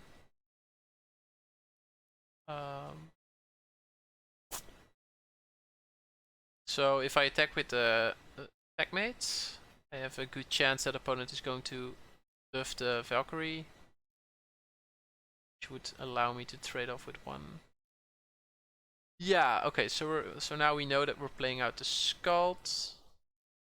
I think we're attacking with the Packmate here.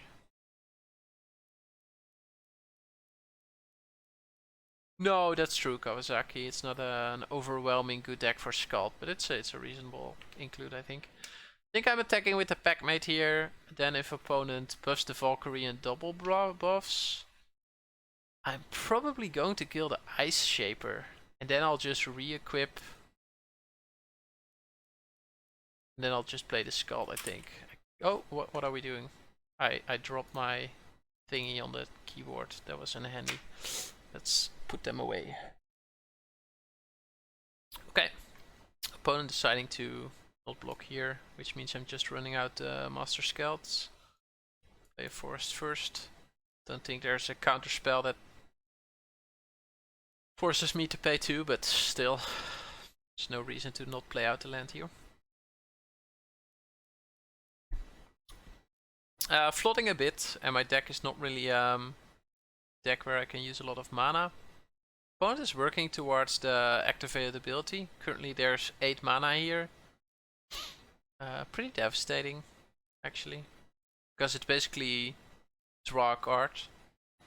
And there's also the surprise effect, right, of not knowing what it is. Of course my opponent can miss, and there's no real room to miss here, to be honest, but we'll see. Yeah, double pump as well, right? That's a good point. We got 2 snowlands now and 2 snow artifacts, so that's definitely double pump range, yeah. Does that, would you re-equip the Elven Bow on the Scald? Oh wow, this is 3 double pump. We can now not play around it anymore. Okay. Okay, so now it's just single pump. Okay, we're flooding a bit. Okay, so it's single pump, so it's basically a 4/4, right? So we got a 4/4 Valkyrie, a 2/4 Ice Shaper, and a 3/3 Raven. So if I attack with the Packmate and the Scald right now, that means I'm killing at least 2 creatures, and opponent is probably trading off the Valkyrie and then giving me the option to either kill the Shaper or the Raven. If that happens, I'm totally fine with that. I then kill the Valkyrie, the Shaper, and that would leave me with a Packmate and 2 Spirits, and the opponent would only have a Raven. Yeah, I think what I would like to see happening is that opponent Shaper, Raven on the 4-5, Valkyrie on the 4-4. That way we trade 2 for 2. That would be ideal. That would also force my opponent to use the mana lids. Not sure how much value that has, but still. Opponent can also do one of those trades. Yeah, opponent can also put the Valkyrie next to the Raven and trade off that way. No, it looks like opponent is taking the line with the Valkyrie on the Master Skald. Which I would like. Oh no, okay, we're not doing that. Interesting. So in that case we're definitely killing the Swella. Not only is Swella harder to kill, but I am also afraid of the ability. Okay, yeah, let's trade for the Swella and see. If this is a trade, like if opponent has nothing and I'm trading a Packmate for a Swella and I'm still dealing 4, that's just a great trade. Okay, let's think about this. I think I'm equipping on one of the 1/1s. That way I can trade with the Raven. And then next turn I just attack all. Definitely hoping to draw a spell next turn, but we'll see. Oh, it cannot trade with the Raven. Sorry, I thought it was +2/+1, but it is of course +1/+2. Okay, that makes my equip less good, let's say. Still though, I think spreading the damage this way is might be something to say for that. I'm not really afraid I'm going to have mana problems next turn. Given the fact that I have 9 mana next turn and 0 spells to cast currently. Kind of flooding a bit. Fortunate. 4, 5, 6, 7, 8, 9, 10. I saw 10 of my lands in the first 16 cards. That's kind of sick. Do they only have 6 playables? 1, 2, 3, 4, 5, 6. Yeah, that's pretty sick. Equipping Packmate means Raven has to jump. Arrow.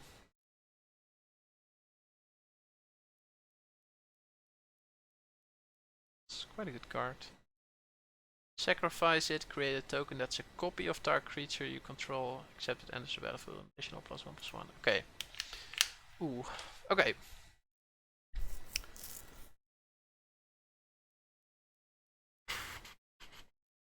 Yeah, so if I equip this here.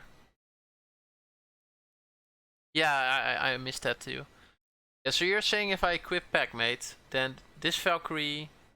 Oh no, no, no. Then opponent is going to pump both Valkyries and I'm trading with one and the other one just kills my creature. Man, I'm afraid this is one of those turns where I do. No, I have no attacks right now. I think I have no attacks and I'm just hoping that I can draw myself out of this mess. Still have some jumpers, which is nice. Probably going to leave the equipment on the Spirit so that I can force opponent to use some snow mana on that Valkyrie or something, but this is not great. There's no reason to equip my equipment on one of the ground creatures. Makes no sense. Oh, it does give reach though. Okay, so in that case I am going to re-equip it, because that way I can block the Raven. I'm going to put it on my biggest creature.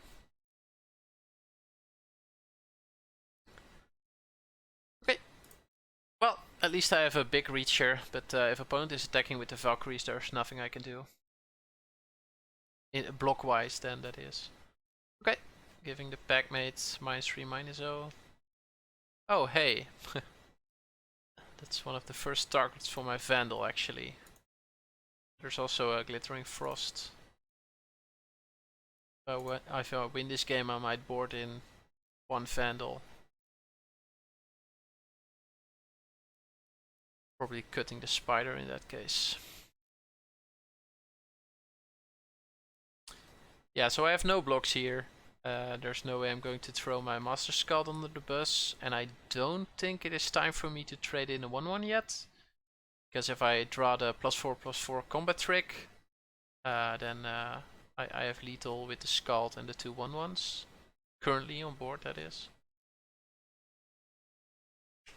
No, the -3 not alone, but I think the fact that there's also Glittering Frost, there's the Icy Monoliths, I think there's enough incidental value that would make me play one Vandal.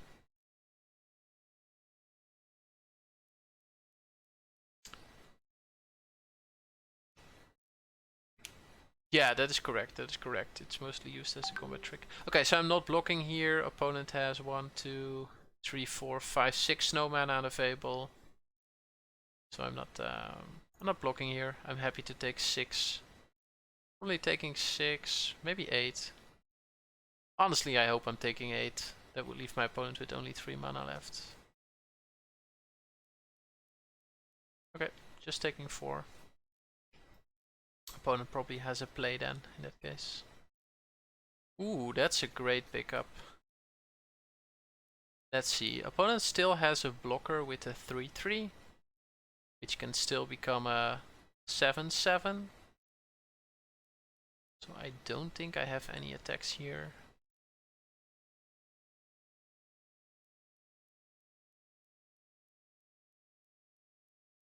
I could attack, probably deal 2 damage then, which is not worth. I don't have any reach or something that deals 3 damage, so I think I'm just playing out the elixir and hoping for something better that I can draw.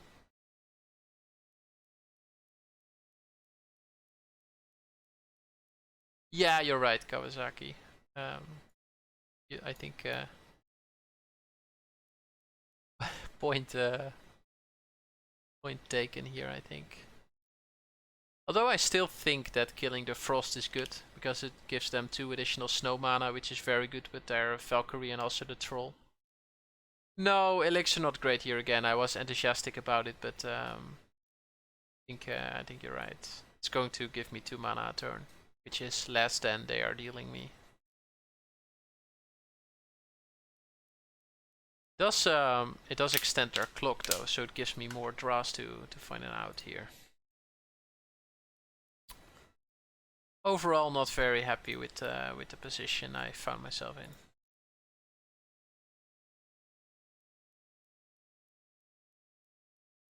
Oh, Harrow. There goes my bow, there goes my reach.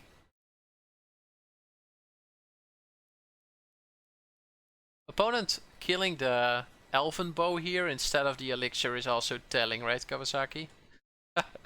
It doesn't say I'm not a big fan of elixir because I kind of like it, but I think it's just not very good in this deck.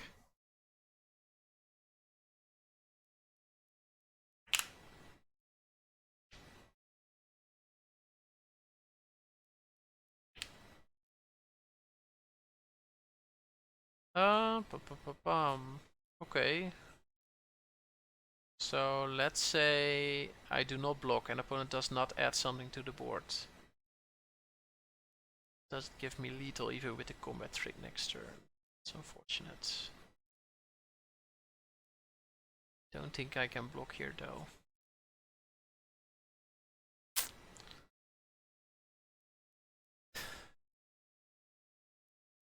Find myself in a losing position once again.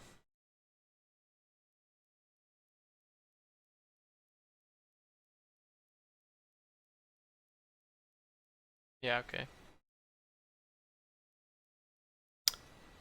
Okay.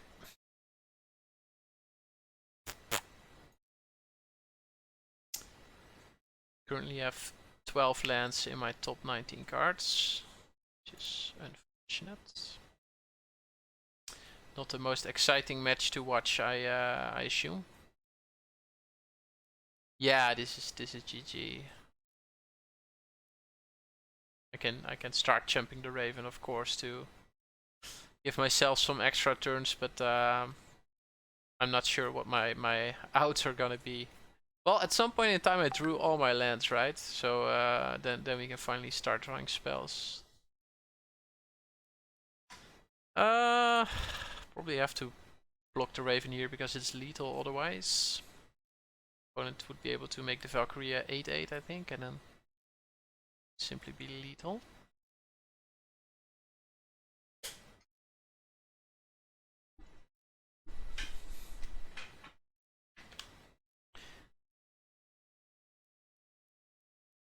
Yikes. I like that emote. Okay. Opponent leaving up the 2 snow mana.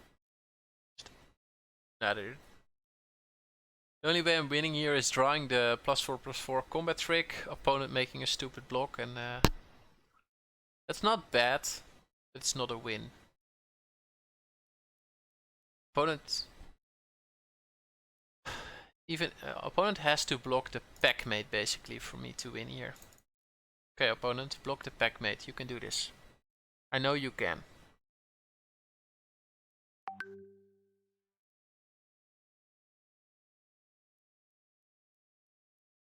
Okay. Maybe if I no, I'm not sure. If I left a 1/1 back,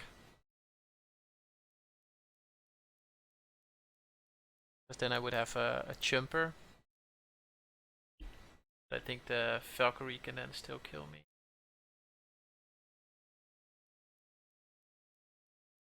Wow. Okay.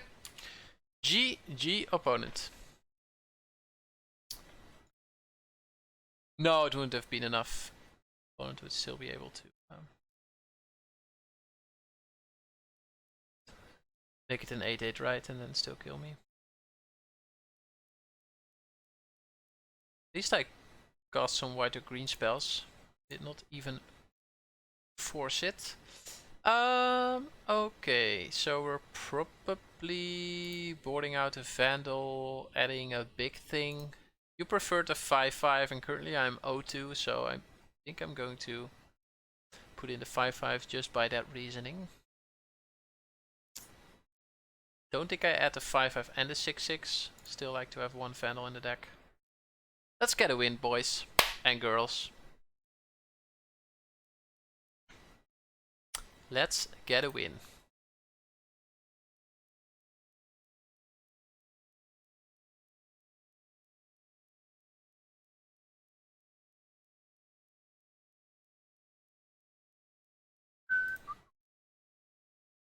Let's get a win. Ba ba da ba da ba da. Yeah. So start of the after I drafted, I gave the deck a C. I think I still stand by that C. It's not a great deck, but it's also not a bad deck. But the way we drew those last games was just horrendous. Unfortunately, I don't think this is a keepable hand. So I would need a land. I would need any land. Let's see. I have 2 draws to get a land. I play 17 lands, so that's 16 out of my remaining 33 cards, right? So that's a roughly 50%. So I have 75, 75%. So 0.75 is my probability. Yeah, right. Think if I do not draw the land, I lose the game, right? So 1 in 4 times I probably lose the game. But 3 and 4 times I'm able to resolve a packmate on turn 3 and then go from there. Would you keep this?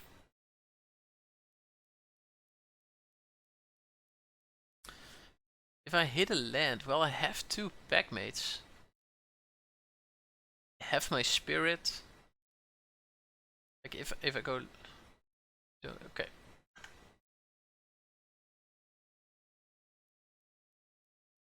Sweet hand, winning the Warnhorn Blast probably. I like the Elven Bow on 3. I like the Effigy on 2.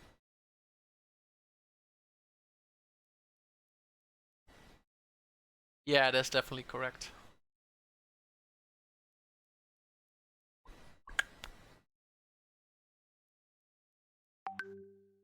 That is definitely correct. Oh, Harrow. Beginning of your upkeep, you may cast a permanent spell from your hand with convert mark cost 1. Wow. Among other permanents you control. So currently you have 0 permanents. So does that allow for a free 1-drop? Pretty nice, if that's the case.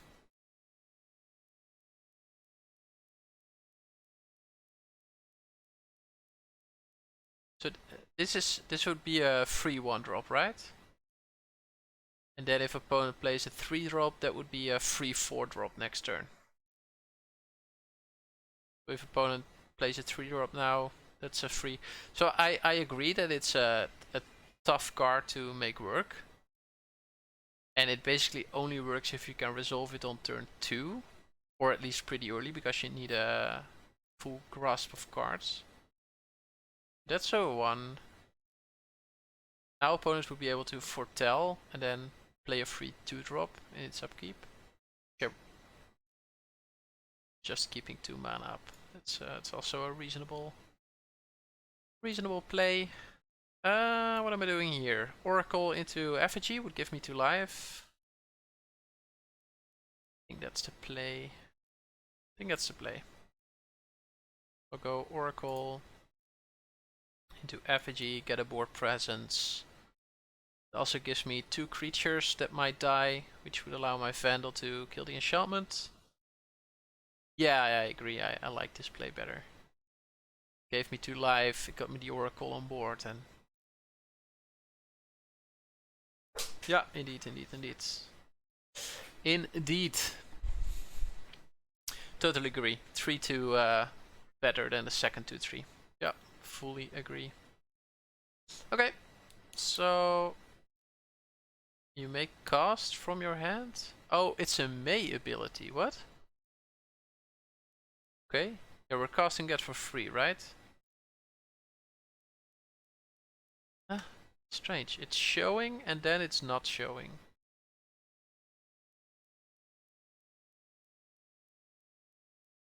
Is opponent considering scrying here and not playing the 2-drop?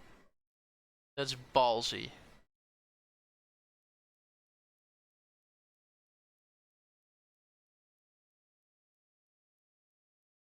Maybe opponent really wanted to land. Okay, a 3-3. Yeah, probably.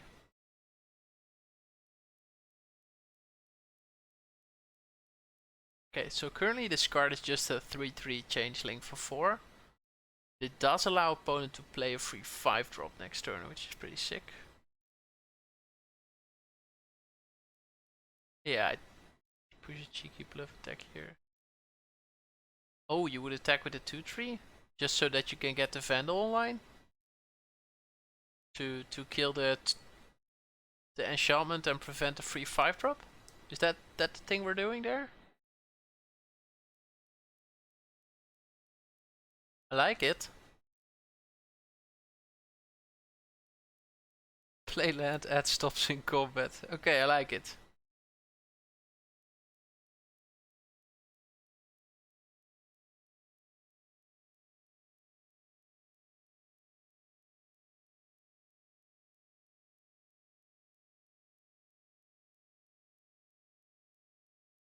No clue what I'm doing here. Okay, they did not block.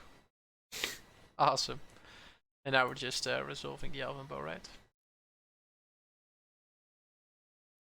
No clue what I was doing here at the stops, by the way. No free 5-drop, wow. Easy to damage. Well played.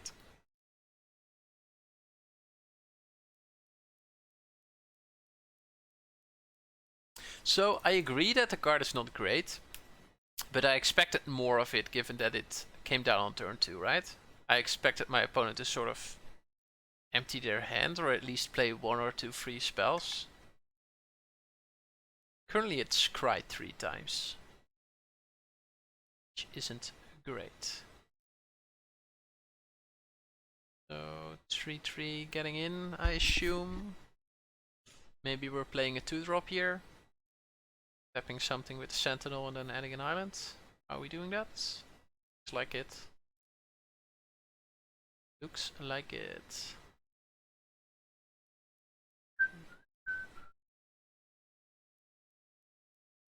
Okay, we're giving it flying. Also drawing a card, adding another land. 3. No, thank you.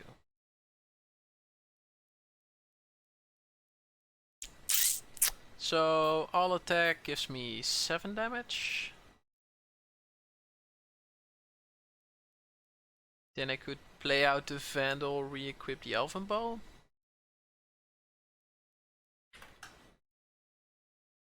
That way I have a chumper for the Glade Warden.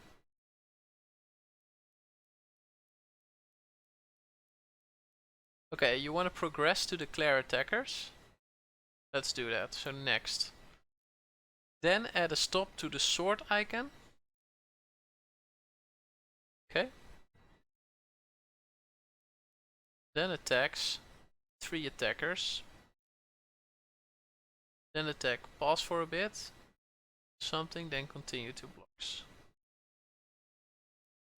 Oh yeah, right. Okay. Am I playing the Vandal, re-equipping the bow, that way being able to jump the Warden? I do think the value of the Vandal being able to either kill the rune or the Search for Greatness is relevant here. So personally I would not play out the Vandal, but I'm interested to hear your take on this. So I could of course go Forest, Vandal, re-equip. Upside being I'm not taking 3 damage here, but I don't think damage is relevant here. It's actively good for you if they attack, aka we're not playing the Vandal here to incentivize them to attack. Yeah, okay, I like it. I like it, I like it.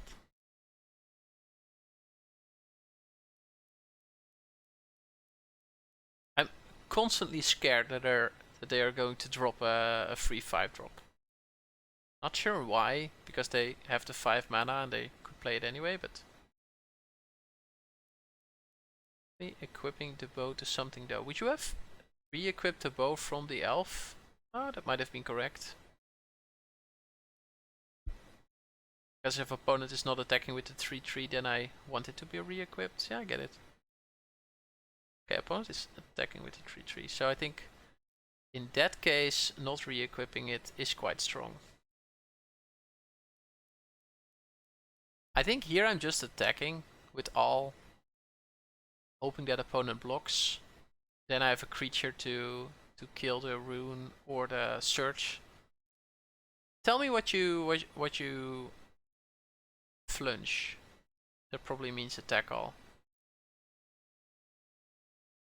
What would you kill with the Vandal? Are we killing the free scry or are we killing the flying rune? My guess is we're killing the free scry.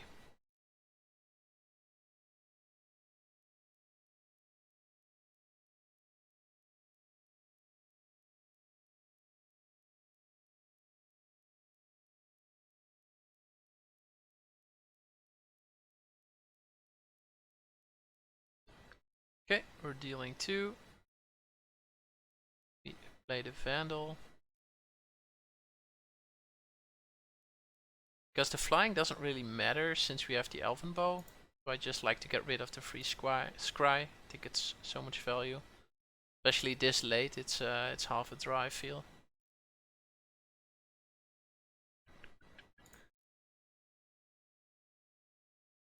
Please note that 6, 7, 8. Again, I saw 8 lands in 12 cards. We started off with 3 lands and 6 cards. Yeah. Is that 5 lands in 5 draws? Are all these spells I had in my opener? That's pretty sick if that's the case.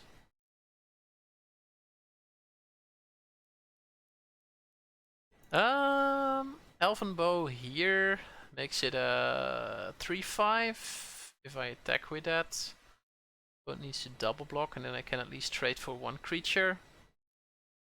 think that's value. Yeah, I might have drawn Oracle, but I think that's splitting hairs. Oh man, we're flooding. Next gen. Okay, let's see if opponent is willing to block with the Outrider here, because I'm definitely going to kill the Outrider if opponent does. Although, currently there's zero snow mana on the board, so Outrider is not really relevant.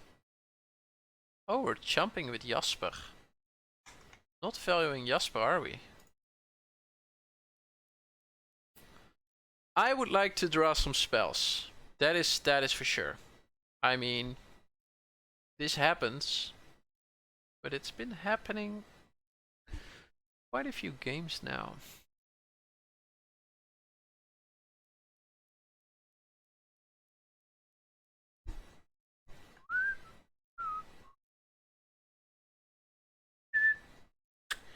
So Kawasaki, you're Dutch then, right? No, we can't really get through an X4. That's very correct. Why? Let me see. Why is it relevant? Oh.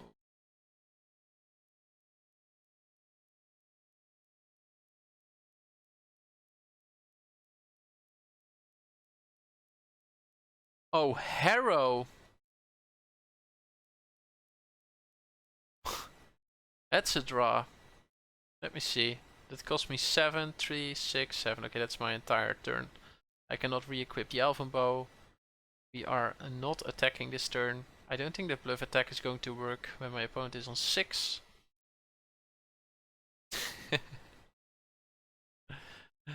Oh. I'm looking forward to this being countered. Opponent is definitely counting the manas here and being like, okay, I saw that coming. I saw you were going to draw a spell, and this is my answer. This is what I got for you. Oh, did we? Let me see. Spell Spectacle? Not sure I ever been there. Which one is that? Which city is Spell Spectacle? That's Nijmegen or something, right? I'm pretty sure I've never been to Nijmegen.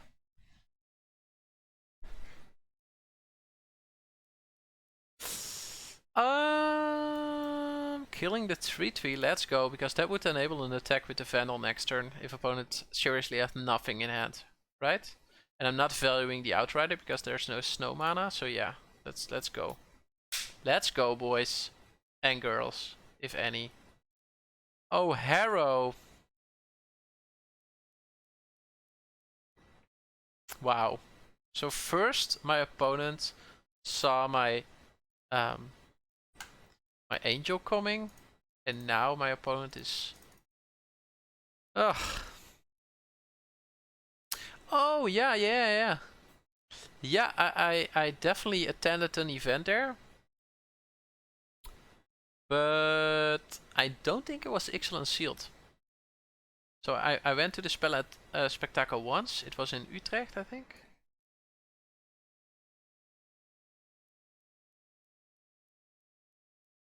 Oh. That was a planes I hadn't drawn yet. Is there a reason to re-equip on the Pack Mate? I don't think so. This way the Vandal blocks the Outrider and the Mentor pretty nicely, which I like. If I re-equip, this is a 1/3, so this would not be able to block any of the 2/3s.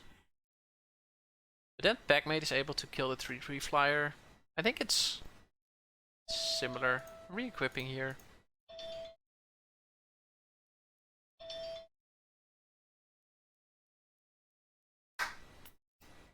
Yeah, so I definitely been to that convention, but I think when I was there, we played Eldraine, actually.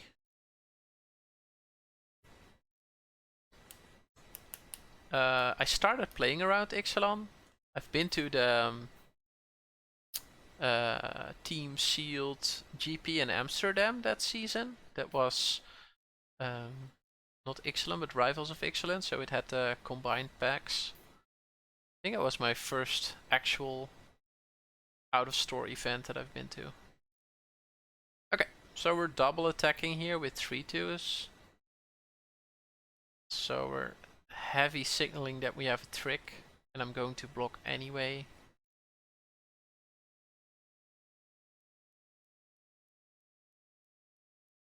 But Eindhoven I never was. No, so I've been in Utrecht to the Spellenspectakel. It was great. Highly recommend it to anyone who's Dutch. Even if you're not that much into Magic, it's still great to just walk around there. Oh, we're doing this, of course. Okay, totally missed out on that being a thing by now.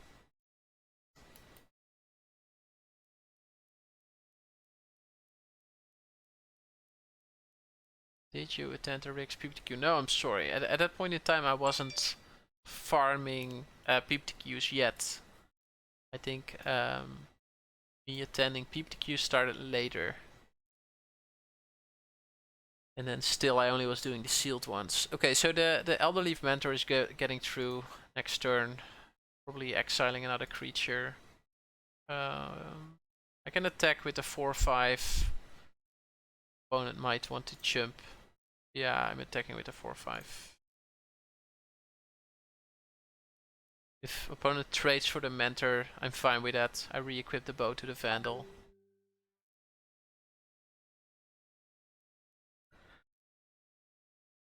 Yeah, it's just that with this amount of lands, you simply can't win games of Magic. 4, 5, 6, 7, 8, 9, 10, 11.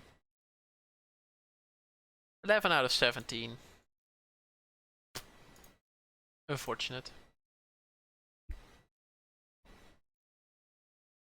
I had an opener with 3. In case you just joined, we're playing this legendary match of Magic where I drew very few spells. Okay, so now we're attacking with double 5/4, right? I assume. Again, I don't think I have outs. Yeah, variance is a cruel mistress.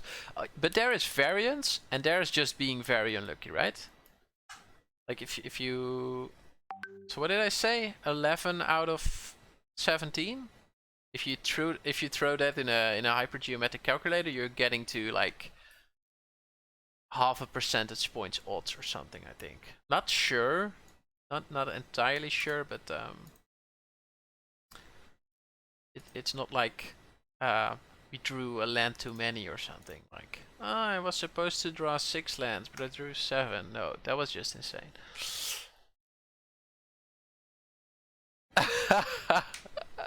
Well, I studied statistics, so I'm aware of variance, but like I don't mind there was a 10% alt that happened, right? Or a 25% alt that happened. What I don't like is you're running in this 0.5% case.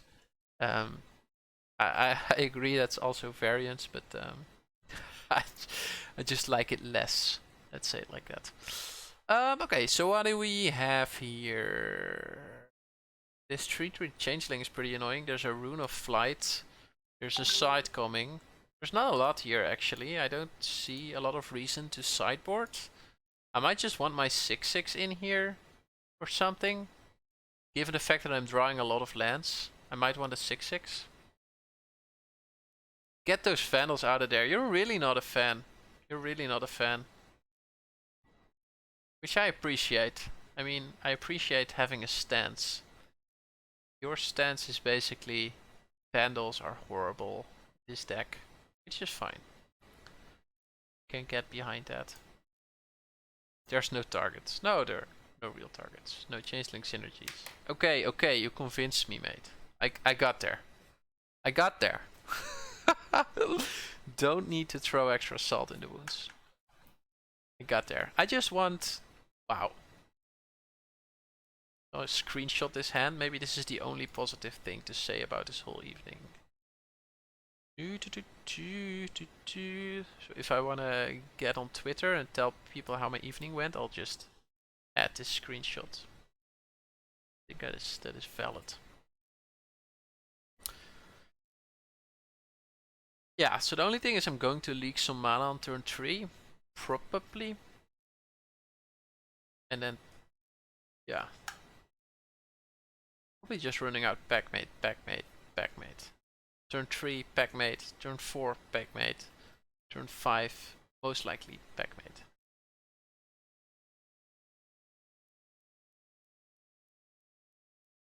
Oh, Kawasaki, you're definitely a positive thing of my evening, mate. Let me. If you have a Twitter handle, throw it in the chat, and I'll make sure to mention that having you on was one of the better parts of this evening. Ooh, hero. Okay, so we're just slowly getting there. What are all these smileys? Channel Erin TV. Nice. No, it's definitely being very pleasant that you're here. Really, really appreciate it. Look at this Vandal target. Oh my.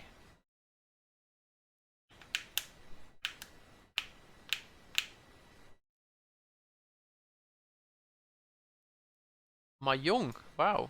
Okay. I think I'm on Imposter Cleric here, but that because that enables a attack with the packmate. And the fall of the Imposter is then also going to kill something big pretty soonish. And I wouldn't mind if that's the Outrider. Yeah, so I'm going for that line. I kind of like it.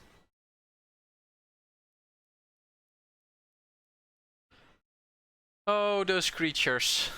Cleric is going to be in the bin pretty soonish if I want it to, though. Look at this attack that I enabled with all these +1/+1 counters. How freaking sick. Okay, but hey, we were talking about you're from the Netherlands. You thought we met at an event, but then you continued to mention a lot of events that I never went to. So now I'm very curious, like, did we ever run into each other? Okay, hi, Kinseeker, hi. What does this do anyway? Enters a battlefield if you control 3 or more creatures that share creature type, blah blah blah. Okay, so the next one is going to be enabled. Which is irrelevant. Okay. We're very sure we did. Okay. Now I'm curious. Let's see. If I make this a 2/2, that enables a block for the Outrider. I'm probably going to play the Packmate this turn anyway.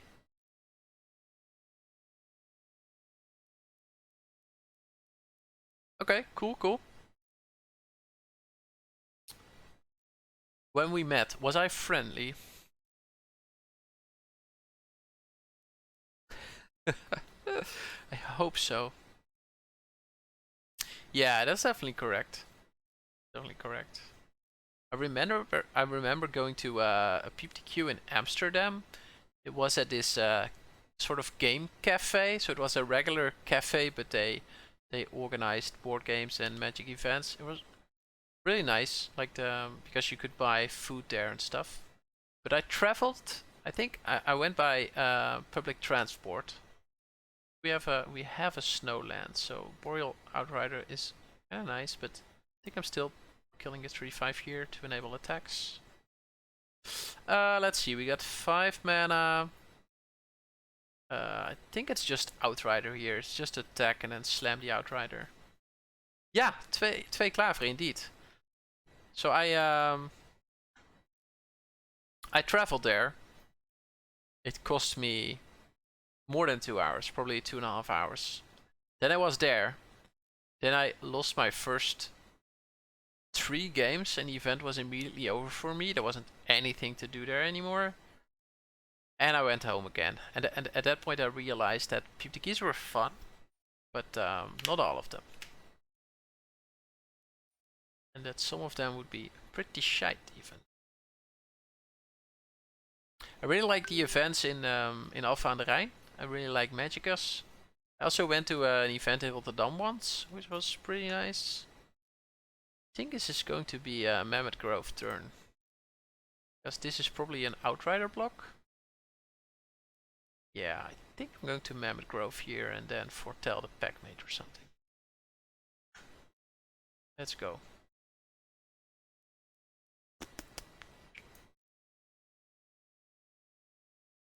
Kinda want to kill the Outrider. Kinda not want to lose my packmate. You'd rather get the... Wow. Okay, yeah. That is reasonable. That is definitely reasonable. So would you have given up the packmate then? And then play the 5-5? It's definitely a line to consider. I'm not saying it's not a line to consider, I'm just saying...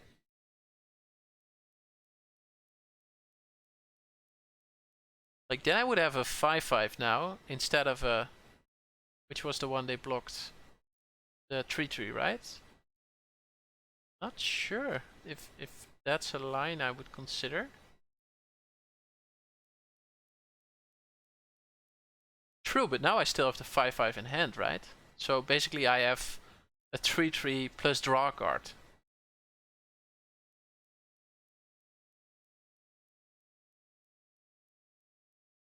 I think I'm attacking with the 3-3 here. I wouldn't mind trading for the Intruder or the Mentor. Oh yeah, it's definitely mana efficient. Yeah. I think I'm on Oracle Outrider here. Although I can see how the Lindworm lines up very nicely here. So I can also see myself just playing the Lindworm. I think I'm attacking with the Packmate. Oh yeah, you're totally correct. Yeah, my point about drawing a card was invalid. I apologize.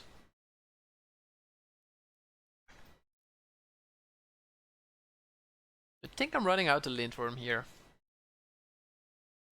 It's either Oracle Outrider or Lindworm. Unsure. I think playing Lindworm now is a bit more flexible, because then if I draw land I can also Outrider or Foretell Packmate next turn if I want to. Getting Oracle on board and getting the 2 life is valuable as well. Yeah, so therefore I'm going Outrider here. Yeah, I like this. They also, they have a jumper for the 6-6 anyway, so it being a 5-5 doesn't really matter here. You agreed with the 6-6? Oh no, I went for the other play. Still though, I think this play, like it a bit more. Enters the battlefield if you control. Put a 1-1. Okay, so it didn't again. Okay, let me see. The 5-5 is still a sweet attack. It would trade for the Kinseeker and the 1-1, which is these. Oracle, unfortunately, is not a great attack anymore. So I think I'm going for Outrider, trade for Kinseeker and the 1-1, and then resolve my 6-6. And that way keeping pressure on my opponent. Instantly punished, yeah. Well, still, I don't mind. I'm definitely punished. A 6-6 here would be better, because it would just be a chump block. But I don't think I might mind trading my 5-5 up for the Kinseeker and the 1-1.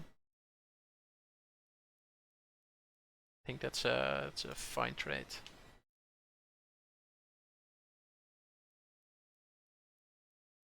Instantly punished. Oh, brutal. Yeah, okay. Yeah, I like to do it that way. Yeah, indeed. Given the fact that I punted, no, you agreed with this board state, which with attack. That is nice. That I like. But since you mentioned the DOS event in Eindhoven, might we have met at Gameforce once? I did visit the store in Eindhoven like 2 or 3 times to draft. Think I'm attacking with Lindworm and Oracle. In that case, I might also attack with the Packmate as well. And then I have 7 mana, so I can play the Packmate and the Elven Bow. I think I'm going to play Packmate before combat. Yeah, could be that it was the same time, but it sounds unlikely then. Let's go for Packmate. My opponent probably saw this coming, which would be fair. Okay, opponent did not saw this coming. Opponent is checking my graveyard in response to Cyril's Packmate. That's interesting. Okay, we find another land. We attack with Oracle and Lindworm here. And with the Packmate. Ah, okay, nah. As I mentioned, Ixalan was my first set I went to a store for, so...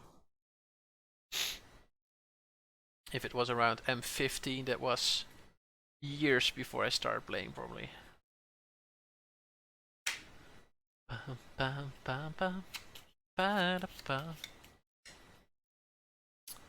Oh, Harrow. So what are we doing? We're putting the blue one on top of the library, which we are doing for sure. And then we're returning Doomscar Oracle to hand. That's fine. I will do that. Next. Okay, so opponent is blocking the 2-5, which is a fair block. I think I'm running out the Elven Bow here over the Oracle. Am I though? The next turn I'm going to draw the 6-drop again. Yeah, so then I can nicely foretell the Oracle and use all of my mana, which I like.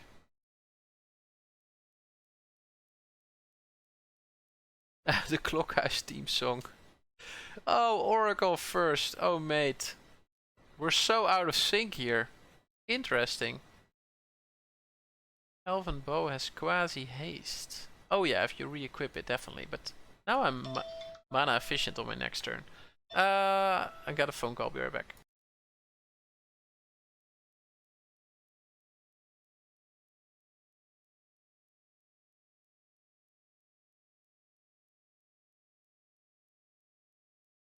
My wife was testing something out. Well, honey, it worked. Let's see. So I got 5, 6, 6 plus 2 I got. This is an equip of 3, so that doesn't enable anything. So I'm just slamming with everything here, assuming I can cleanly deal 5 damage. And if opponent has a trick here to kill one of my creatures, I would not mind. Okay, no trick. Playing out the Lindworm. Opponent did not see that coming, which is nice, and I'm foretelling my my Oracle.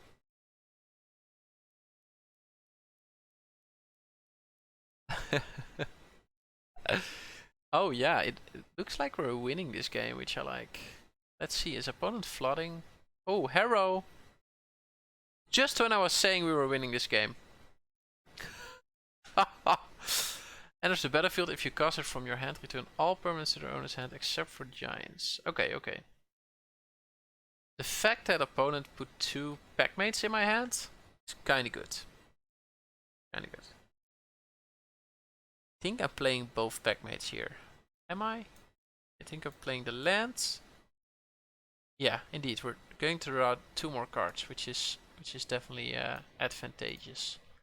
So Oracle, gain 2 life, get another Oracle, which I like. I might play out. I might see. No. I think it's just Packmate here. The most mana efficient play. Yeah, let's go. And the next turn I could Oracle, Elven Bow, or Oracle play the 6-drop. Yep. Okay. We're not out of this though. Like, opponent cannot start jamming with the 7/7. Also knowing that Mist and the Rokar here is pretty neat. Those are cards that are way better if they are unknown.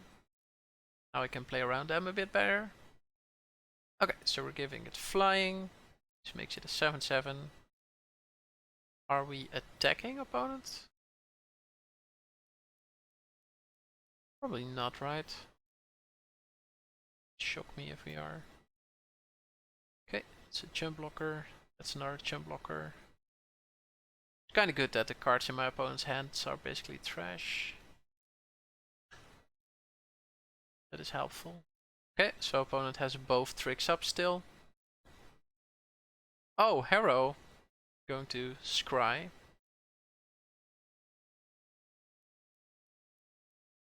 Ooh, that's interesting with the Lindworm, definitely.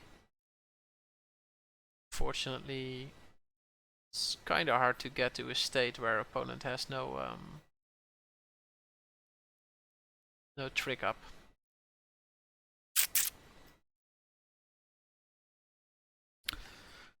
So I think it's Oracle 6-drop here. And then next turn we can start thinking about attacking. Worm Bow seems good. We don't want a life from Oracle. I think I kinda want a life from Oracle here. I don't think Bow is necessary yet. I agree that Lindworm with the bow equipped with the Scamfar is a way to kill the 7/7.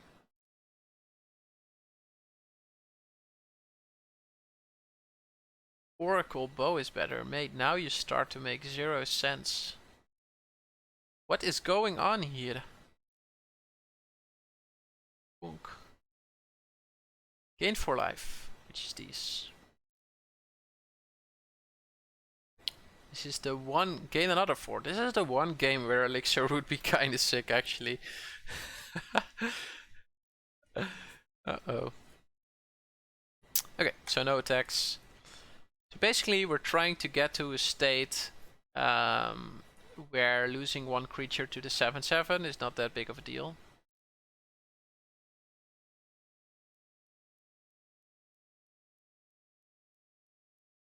Or equip Elven Bow on the Lindworm and then start struggle for Scamfaring or something.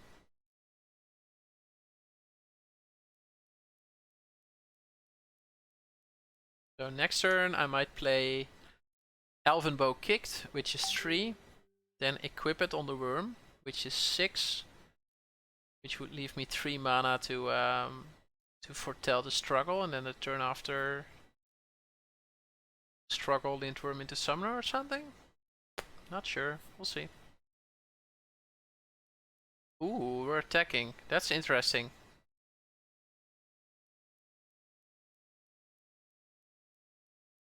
Interesting attack here from opponent. Because this enables me to all attack. Oh, Harrow.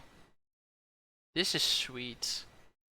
So opponent still has the rogue up, but I think this is my time frame because trample haste. So I think if I equip Elven Bow on the worm, it becomes a 7/8. Then this makes it a 9. 8/9. 8/9, which even with -2 -0 would still kill the Vorlax. If an opponent would put one or more counters on a permanent or player, they put half that many of each of those kinds. Bounded down. Aye. Ugh. Come on. 4. So 6, 7, 8, 9. This is 4. That leaves me 5. So I think it's Elven Bow, equip on the Lindworm, attack. Yeah, I decided to... I don't think I'm playing 2 here. Although I'm not entirely sure. You don't like the attack? Okay.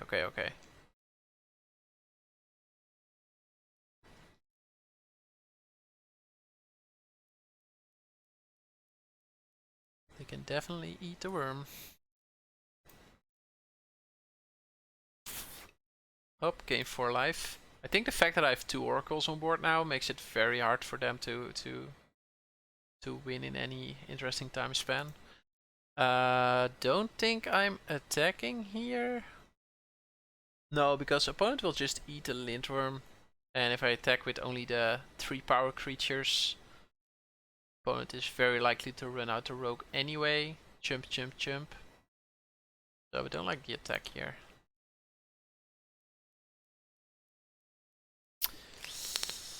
Why not just cast a 2/3 and keep the struggle? Yeah, that's a fair point. This way I'm getting 4 life next turn even if I draw land. So yeah, I think there's something to say for both. This gives me 4 life next turn basically. But I agree. I agree. I agree. Your line sounds good. I don't think I'm chumping the 7/7 here if there's an attack. I mean, there might be a world where I would give up my 1/1 to save 7 life, but I think we're not living in that world. If you would put one or more counts on a permanent, put twice. Oh, that's kind of sick. Okay, there's a land. So we're definitely running out this. Indeed, setting up the +2/+1 board. I can definitely use that to crew the longboat still, so we didn't really lose an attacker there.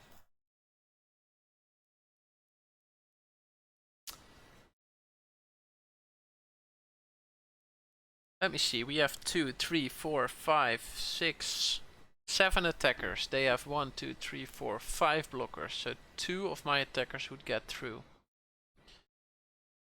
If I struggle on a sentinel now, that would give me 4, 5, 6, 7 attackers and would give them 4 blockers, so then 3 creatures will get through, which will be at least 9 damage. I'm just wondering whether this is the moment to start attacking.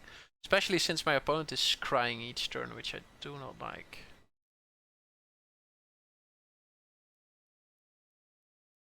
I can also struggle and use my... force my opponent to use the trick. Like if I Elven Bow on the 6/6,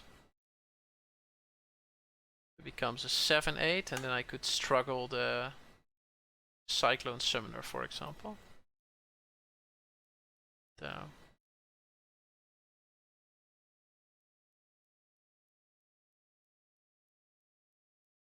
Yeah, definitely agree. Keeping up the struggle. Yeah, okay.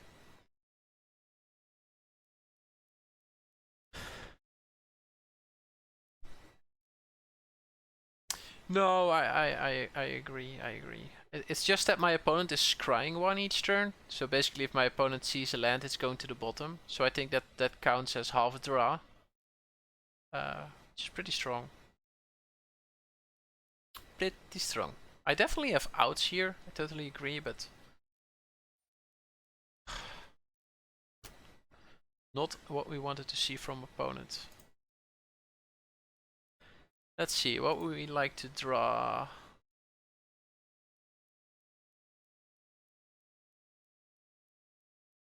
I mean, Master Scout would not be bad.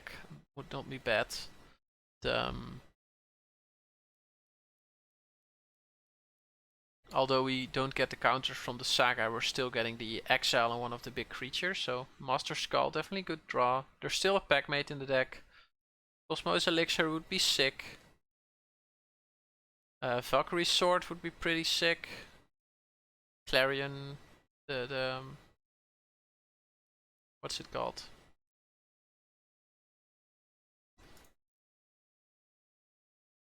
Oh, they don't tick up.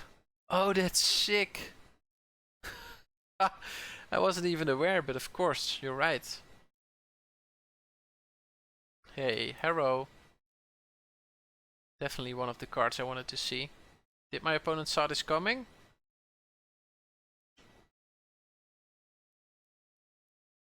Okay, peeps.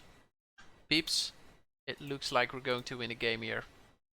I'm not saying we are, but I'm saying there is a chance. And whenever there's a chance, we're drawing a plains. Let's go. This is one of those games. Oh man, I really want to get back into this game. I really want to get one match win with this deck. Does opponent feel forced to act? Opponent does not feel forced to act. Okay, deck. What I need is for you to grant me several spells. I know you got this. Arctic Tree Line. It's not a forest or a plains. I have to fully agree with deck here. Just to give you peeps a rundown, we currently have 4 lands left in the deck. There are 12 cards remaining, And out of them there are 4 lands.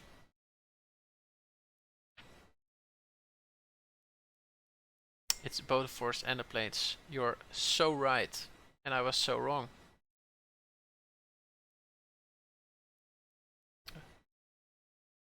Opponent is kinda unlucky though. I see opponents scrying each turn and still we're playing out lands. Which is kinda savage as well. Okay, my turn. Boom! Exactly what we were looking for. There was a 1 in 3 chance that we were drawing a land there. Next up, less than 1 in a 3 chance. 3 out of 11 to be exact. Here we go. Boom. Oh. Boom.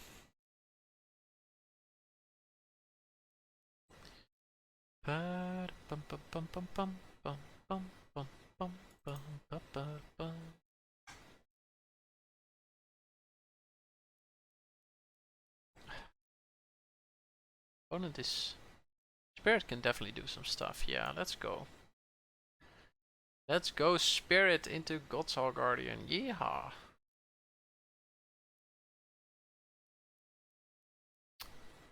Bonk, bonk, bonk, bonk, bonk.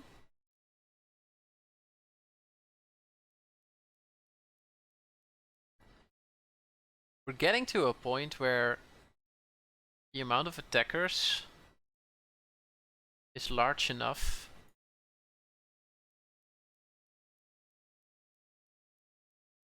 We can just swing, right?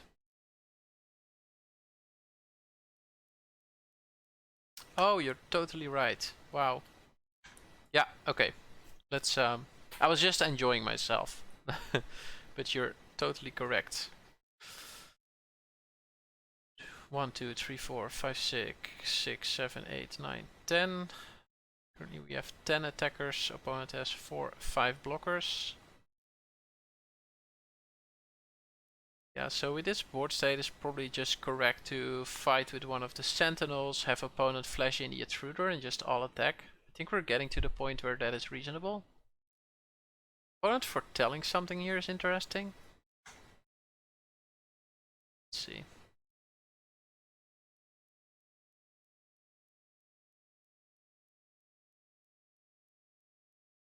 Okay, another land is not great. I think we're going for it, especially looking at the clock.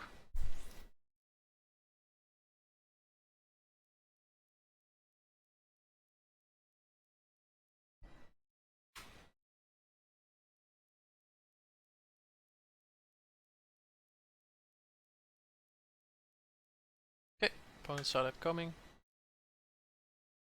which is fine.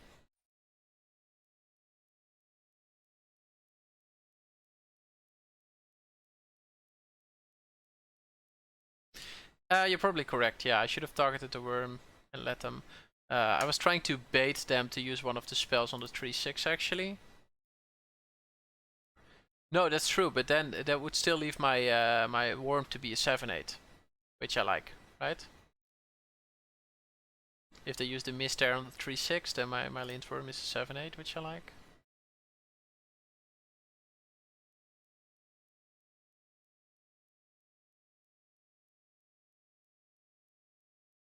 Okay.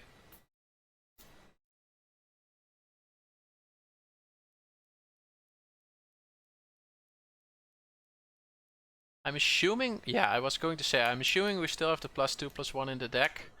We didn't board it out, so next turn is going to the swing with everything turn. Looking forward to that. I'm not even sure if I'm going to crew the longboat. If I draw a creature, I'm going to draw, going to... Yeah, no, you're correct there. Totally agree. I hope this is it. I hope we're drawing a creature, crewing longboat, and then using Warhorn Blast. I think I have to use this auto passing a bit more. Okay, I'm going to talk through my lines a bit less here.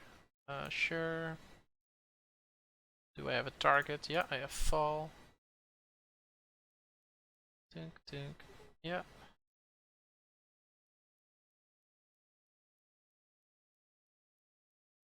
Sure. Crew boats.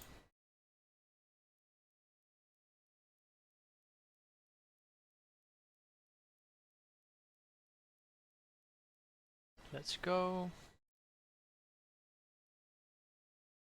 12 attackers.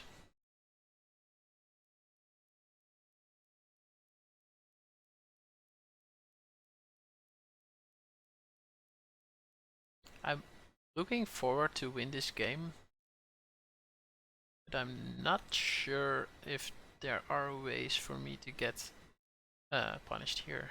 Of course, there's still a side coming option. Depends whether they're playing out the mists. A side coming is 2 blue, right? It's still on the table. There is one in the grave though, and I never saw 2 in the first game.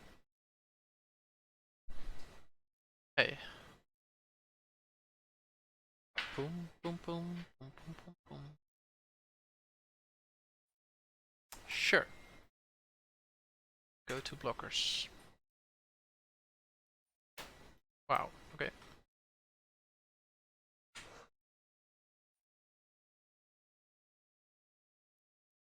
Goes to blockers.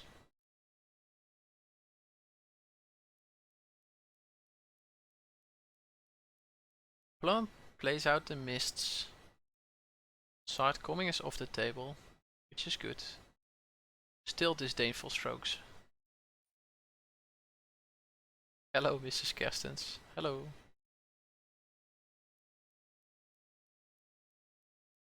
Yeah. Was in beeld.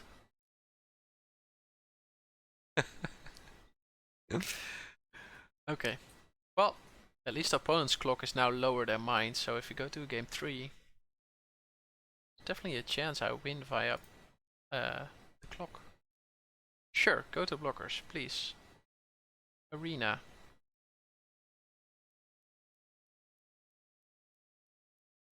This is a win, right? Okay. Yeah, this is a win. 1, 2, 3, 4, 5, 6, 7. 12 attackers, leaves 5. 5 times 2 is 10. So if one of the non-block creatures has a power, I think we can get there. Yeah, so opponent using a lot of their clock, remaining clock for this block, which is great for us. You like boarding in a Veil? Due to the nature of the intruders? Yeah, sure. You can try it out, I like it. B6 seems weak. Yeah, agree. Agree.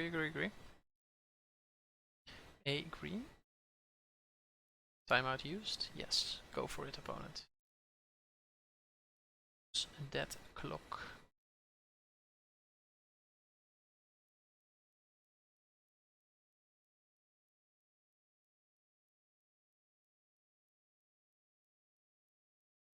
Gain a life. Uh, uh, uh, gain a life.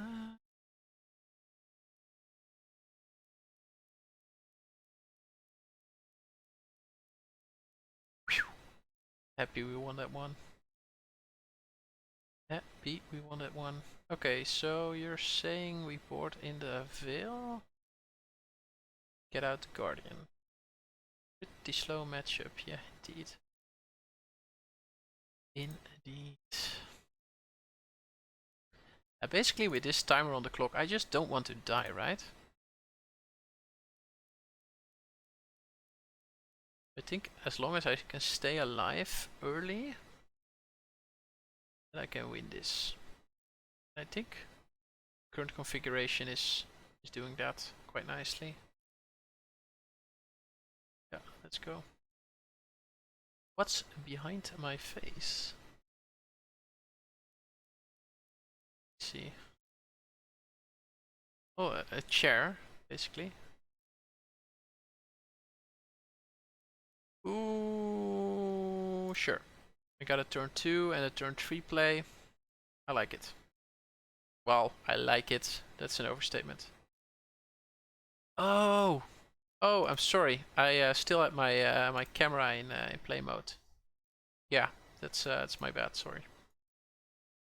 Probably running out the spirit on 2, and then turn 3 we're running out the bow, and then turn 4 when we probably try to double spell or elixir.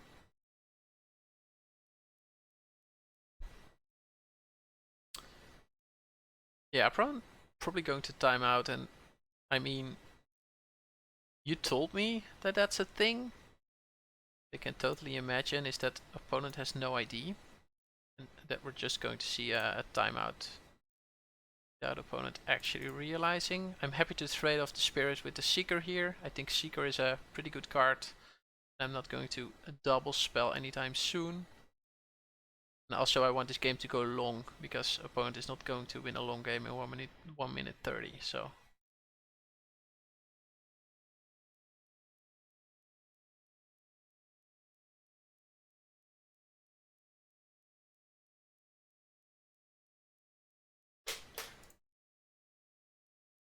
Yeah, I think I'm not trying to win here anymore. I think I'm just trying to not lose. If you know what I mean. And that's lame. I fully understand that is very lame. But I think that's how I have to play this. I'm happy with this trade. If opponent has a trick, I'm happy with it as well. I'm going to draw a card off of Elixir anyway. Which is very sweet. 5 mana is probably both an effigy.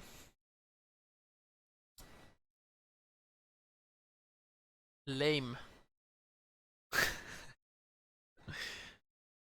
Ooh, it might be side coming though. Might be side coming here. Are we side coming an effigy? Come on, opponent. You can do this. Yeah, we're doing it. Don't think too long about it. Yeah, okay. So we're master sculpting then next turn. It does work better in person, yeah. I'm giving you that. Okay, I'm taking 4, which puts me back below 20, which is unfortunate because Elixir won't be drawing cards. Opponent is creating a scary board here. I'm hoping there's another creature besides the effigy. Yes, there is. Giving me my effigy back, which is awesome. Okay, gaining 2 again. I have a very nice blocker in the form of the Sculpt.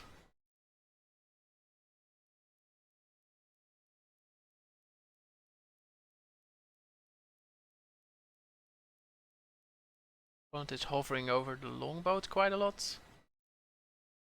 We got 6 seconds on the clock. Peeps, I think we're winning. We're going 1-2, and our victory is by opponent timing out. I'm not sure this is going to be a YouTube video. Not my proudest achievement. Okay. Well, that was a lot of fun. That's what he says pretty sarcastically. Thanks for being here, Kawasaki. Really enjoyed your presence. For anybody who is watching this might be YouTube video later, yeah, not the most interesting results. I think there were better usages of your time than watching this vid, but still, I'm happy you did. So thanks for that.